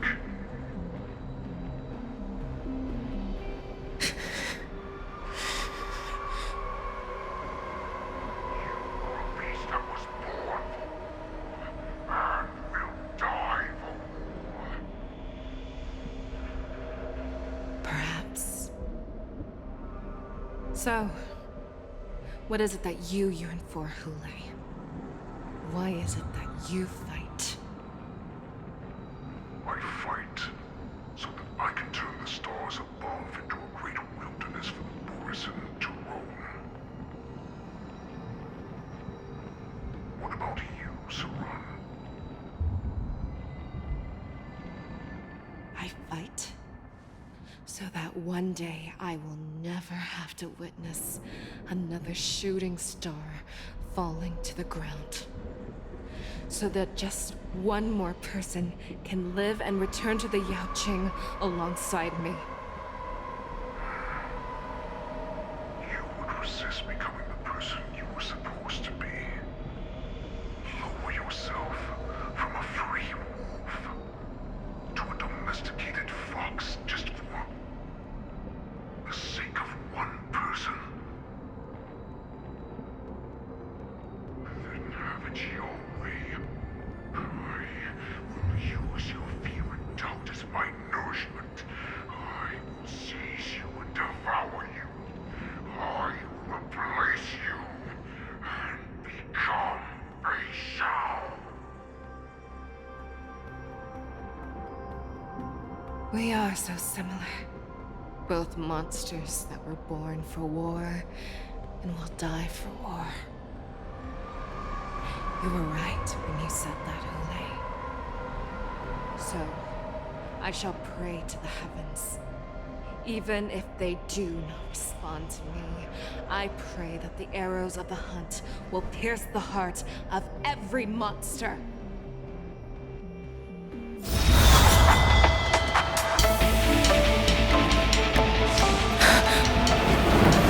Do you see me, shooting star?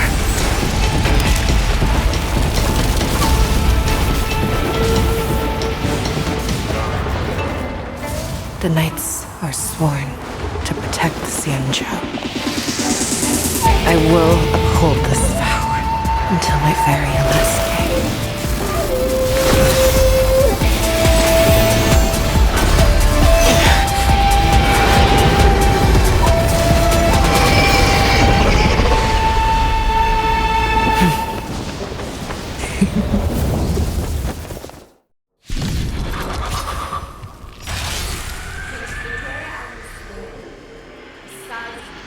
Tears of blood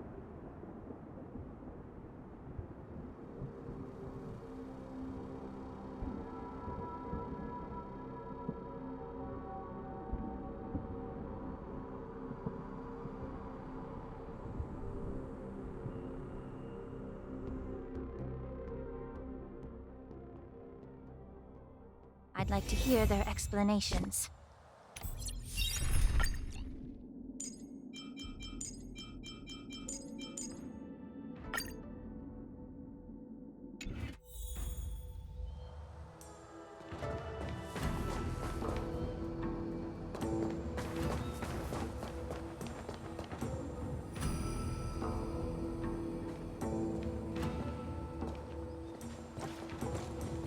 Welcome, Miss Lingsha.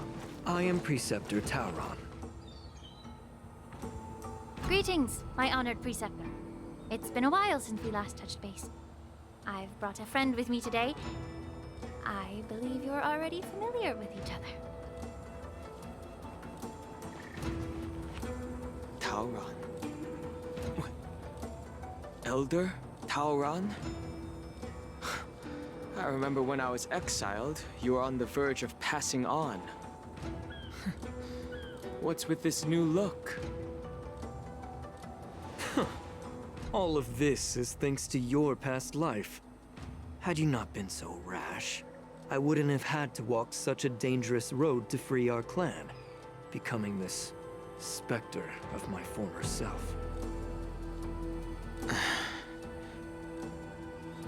Dan Heng, you've returned twice, but it seems that meeting us fossils wasn't on your agenda. Regrettable indeed. Now here you are to meet me anyway.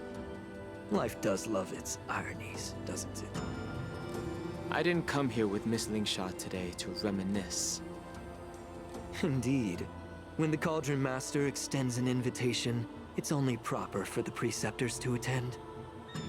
As the newly appointed Cauldron Master, there's been much to take care of within the Alchemy Commission. It's only now that I've had the chance to speak with you. Please forgive the delay, Elder. I sent over some evidence regarding the prison break in the Shackling Prison.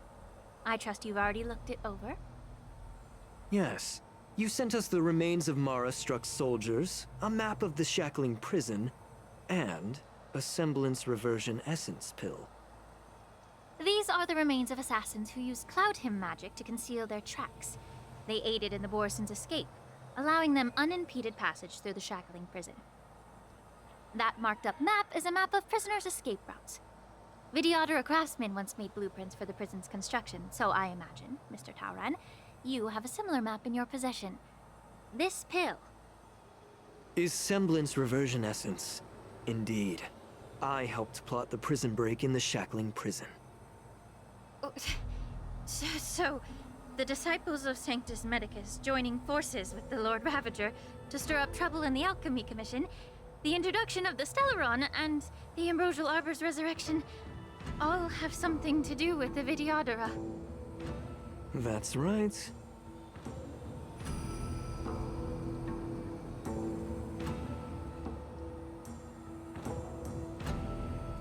Are you surprised? After all, both of you were sent here by the Seat of Divine Foresight as messengers to hear my confession, weren't you? Ever since the sedition of Imbibidor Lunae, the population of the Vidyadhara has dwindled. With the High Elder exiled, a few of us Preceptors had to do what we could to turn the tide. My methods might have been drastic, perhaps even incomprehensible. But it was all for one cause. The survival of the Vidyadhara. Yet, the Xianzhou natives zealously forbid any plague marks and did nothing while the Vidyadhara suffered. Dan Heng, Lingsha, as Vidyadhara, you should understand the desperation behind my actions. All I've tried to do is to ensure our survival. I'm well aware of the challenges the Vidyadhara face. Fighting for survival isn't a sin. But Elder, your actions have gone beyond mere survival. You've become a beast driven solely by the propagation, devoid of even a hint of empathy. Oh. Despite calling ourselves a noble draconic bloodline, at our core, we're merely bipedal beasts.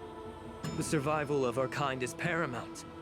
If I hadn't resorted to beastly actions, the Vidyadhara might not even exist. The sages show no mercy, as the old wisdom goes. When the High Elder abandoned our people's survival, I had to shoulder the world's sins alone. Lingsha, Dan Heng, the past is behind us. But the future of the Vidyadhara still lies within your grasp. The situation on the Xianzhou Luofu has changed rapidly. As Vidyadhara, we must unite in purpose and avoid the mistakes of the previous Imbibitor Lunae. I was initially skeptical about the Vidyadhara's betrayal of the Alliance. But after hearing your confession, I realized that there is no point in talking about trust. Breaking the covenant of our alliance will bring war upon the Vidyadhara. Even if we are able to have offspring again, what difference will it make? Once my plan succeeds, the Alliance will see the Vidyadhara as their saviors, because both parties ultimately share the same interests.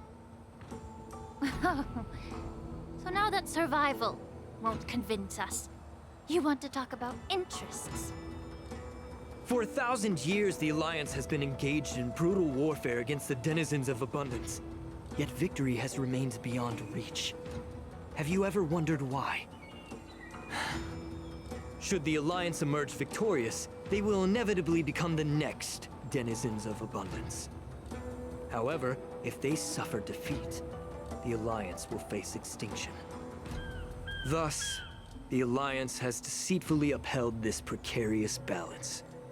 However, I have a way to escape from this dilemma. The Alliance's path to salvation lies within the secret of dragon transmutation. Imagine if there were a way to transform other life forms into Vidyadhara. The Alliance would then possess an endless stream of soldiers and would not need to worry about casualties. Once the war ended, these soldiers would cease reproduction, eliminating concerns of overpopulation. This is the way to salvation for the Xianzhou Alliance. The ultimate path to end the universe's suffering under the immortality plague. Only we, the Vidyadhara, can achieve this. So, you relied on this rhetoric to manipulate the ignorant members of the Vidyadhara into serving you. I am deeply disappointed in you, Elder.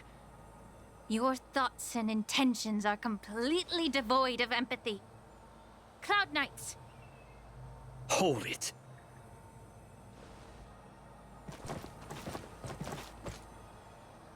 Miss Bailu! Mr. Dan Heng and Sister Ling Sha! Everyone's here? You think I don't know why you're really here? Jing Yuan sent you here to test me, didn't he? According to the oath between the Alliance and the Vidyadhara, it's forbidden to spill Vidyadhara blood on their own territory. Are you all ready to violate this oath in the presence of the Luofu's High Elder?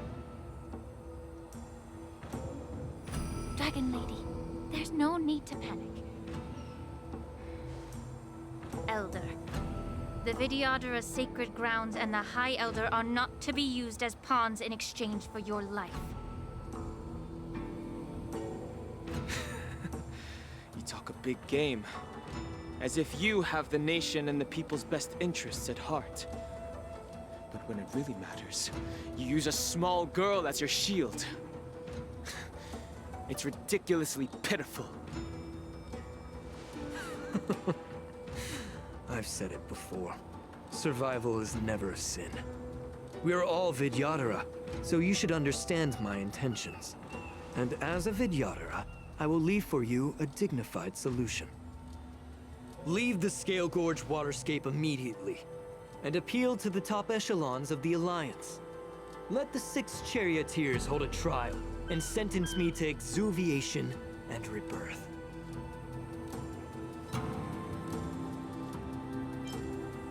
I see right through your plans, Mr. Taoran. Vidyadhara rebirth erases past crimes, but I'm well aware of the Preceptor's dirty tricks during rebirth. You might not be you, but you will still be you. I won't forgive myself for past sins under the pretext of knowing nothing, nor will I allow you to evade accountability. Dan Heng. I've always disliked your inability to see the bigger picture. Rebirth hasn't changed you one bit. Miss Bailu, as High Elder of the Lawfu Vidyadhara, please share your thoughts at this moment. I don't want to stay here. I'm tired of being pushed around. I'm not some puppet to be controlled.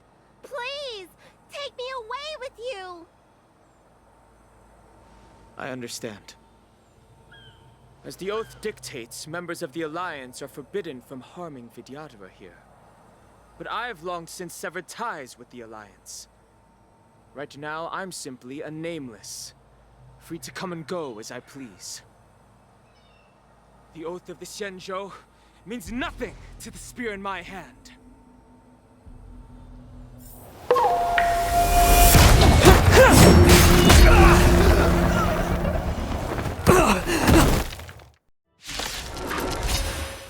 Get them! Do whatever it takes!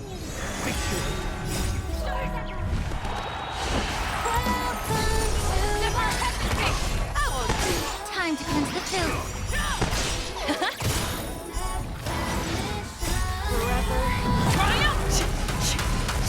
Victory is inevitable!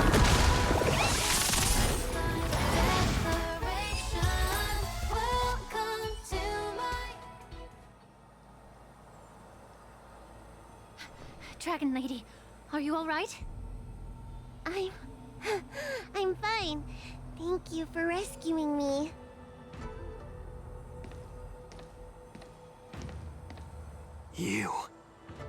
You actually came here in person? Otherwise, I wouldn't be able to hear your lofty opinions. The public trial you seek with the 6 charioteers is inevitable. In addition, I'll write to the Sage Queller of the Feng Hu. With her hatred for evil, I'm sure she will make a just decision. If it's her, she will earn the respect and assent of all the Vidyadhara on the Lawfu. In terms of martial prowess, you indeed have the upper hand. But if you're under the impression that this advantage can be used to settle the score with us preceptors, that's quite an overestimation. Given the Vidyadhara's foundation within the Alliance, do you really think you can do anything to us? As I mentioned, I'll take all the blame and become the scapegoat. With the secrets I possess, the interrogation alone will take an eternity. And in the end, through various exchanges of interest, I am certain to survive. You understand this better than anyone, as it's the very art of trade-offs you love to wield. Lastly, a word of caution to you. I heard that Hule has escaped from prison and is headed directly for the Sky Splitter. The bloodshed at the war dance is bound to be gruesome. Perhaps, even before my trial, your impeachment will have you in dire straits first.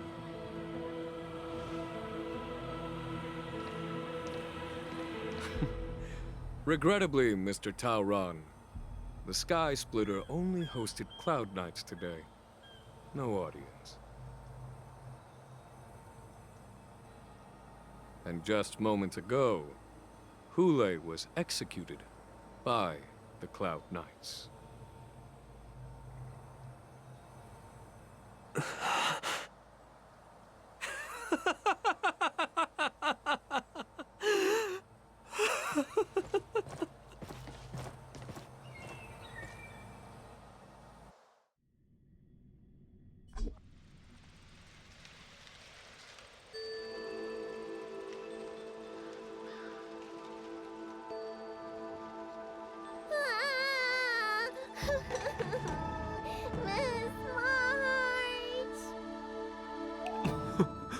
Miss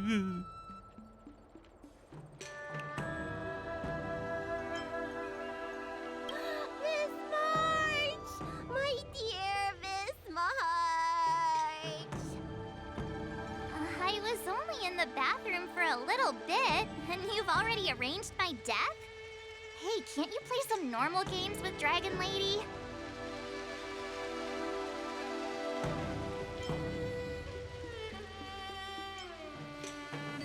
Are you amused? All right, enough playing. It's time to visit my masters. The infirmary is right over there. You can go by yourselves. Oh, come back and visit me when you have time. Next time, let's not play overly realistic make-believe with this doofus, okay? Well, there's not much I could do. General Fei Xiao didn't really give me any chance to shine during this wolf hunt operation. If I had been in the ring, I could have knocked down 10 Hulays with just one strike. You sound exactly like Master Yenqing. But for now, both he and Yun Li have been forced to go to the Alchemy Commission for some well-needed rest. I'm the least accomplished in swordplay, but I came out unscathed. I really ought to thank my masters for taking all the blows on my behalf.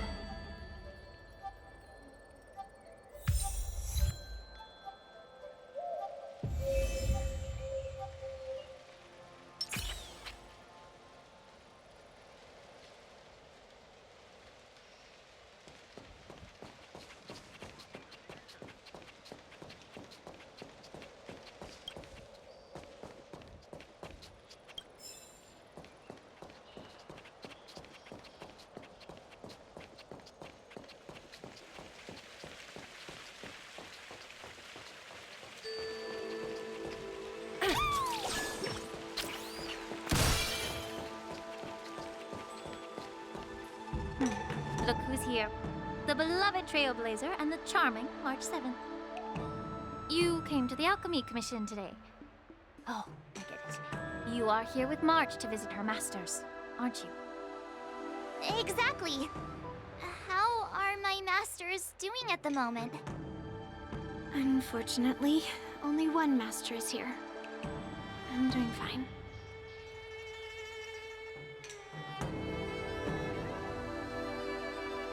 I'm just following the doctor's advice. Miss Bailu said I could take a stroll, so here I am. Your Master Yenqing wasn't as lucky. He's probably still in bed. Considering the intense battle with Hulei, and then with General Fei Xiao, the rigorous sparring session with her. His small body couldn't take it anymore.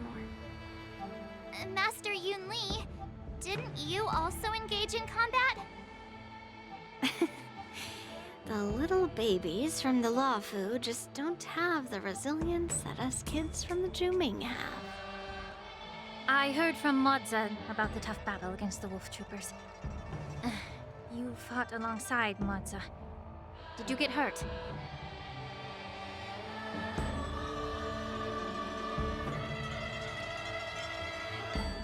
I can guess why.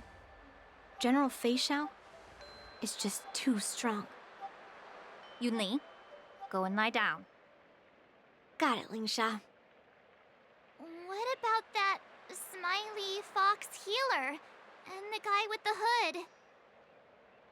Thank goodness you and the others found Yao Cho. He lost a lot of blood and needs to rest properly. He and Maoza are seriously wounded. I've had to forcibly confine them to the Alchemy Commission. All three from the Yaoqing are critically injured.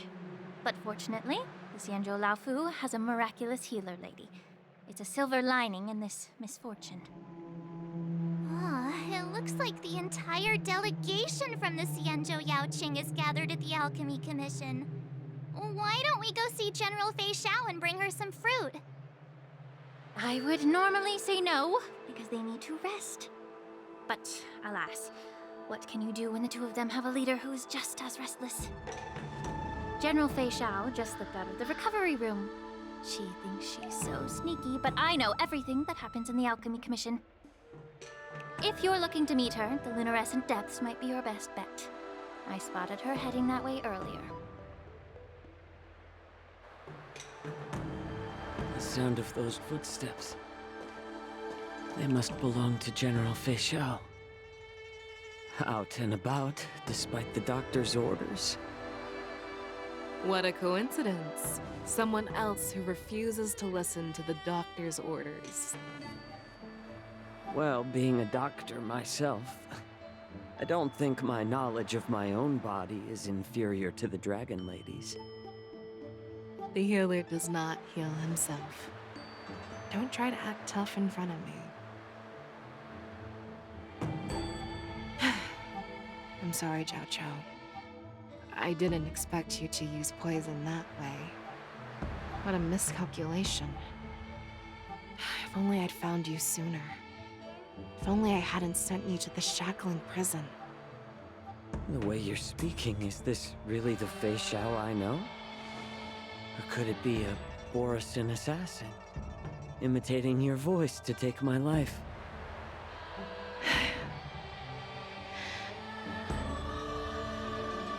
Jiao Chou, your eyes. You can't see anymore, can you? I can still clearly hear the sound of the waves. That's enough for me. Don't blame yourself. You know what I'm more concerned about? Has your body had any changes since you swallowed the Crimson Moon? I'm not sure. There don't appear to be any changes. However, the many doubts that once plagued me have dissipated. I never thought I'd live to hear you discuss your health again. But thanks to Morza and that child, the price I've paid seems trivial compared to what we've achieved. I hold no grievances, Fei Xiao. I am content.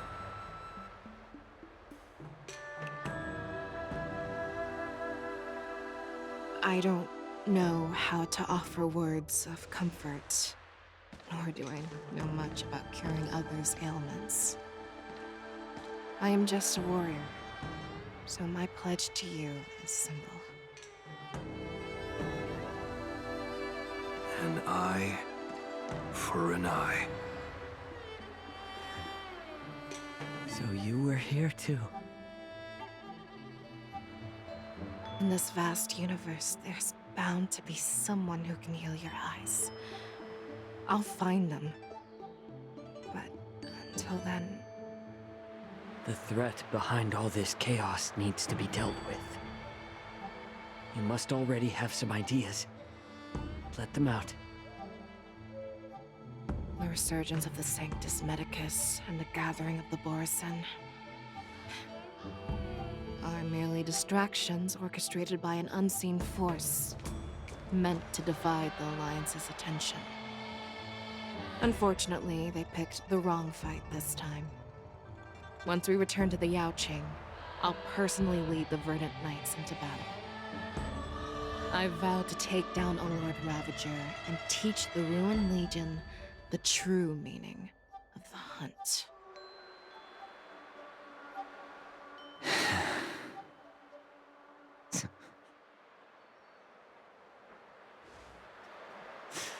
I knew it. You've always been so impatient.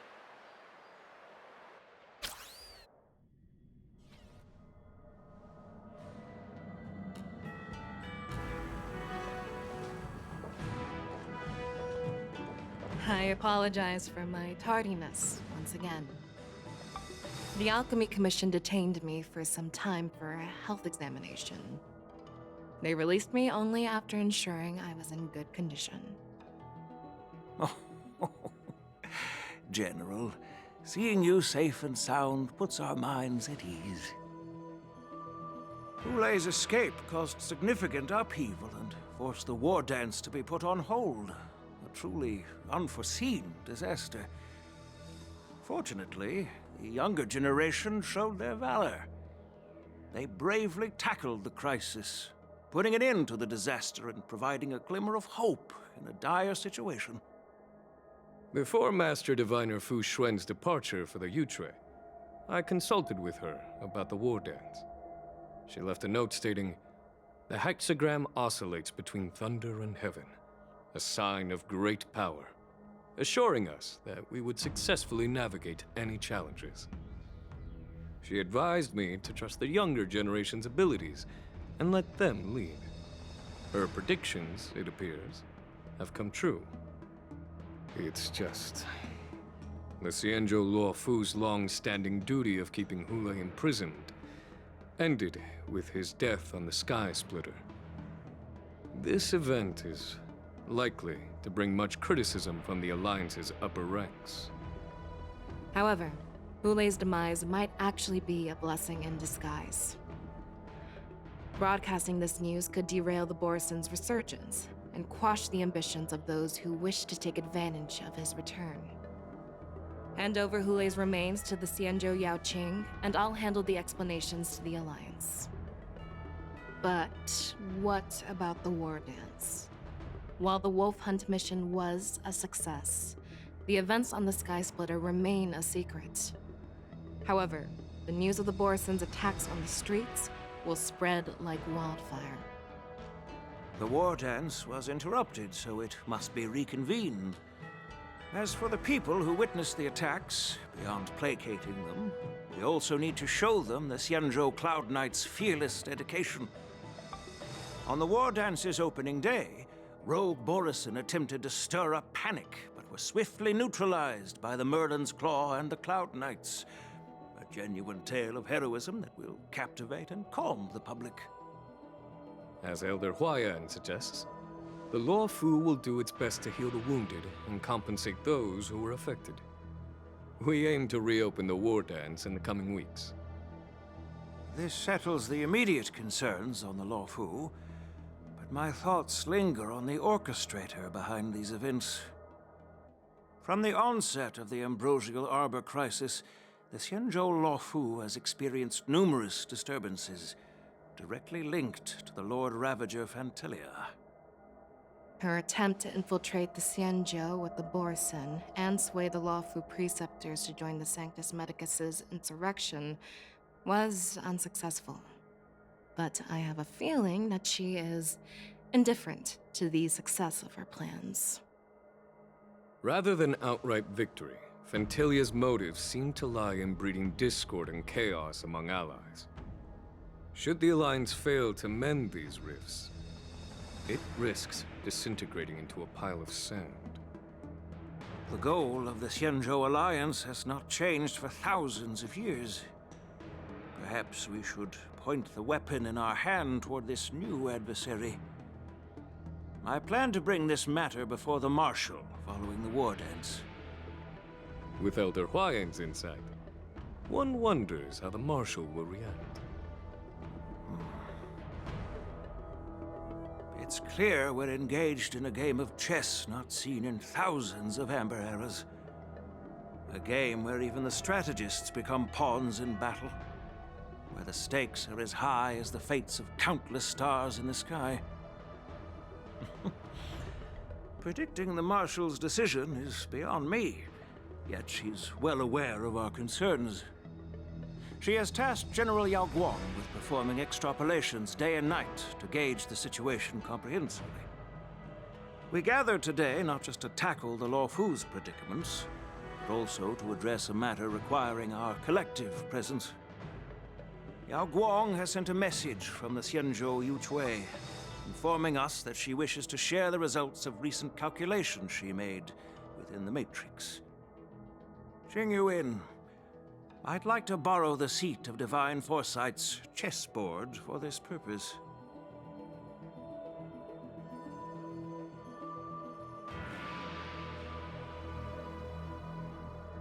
Hello, everyone.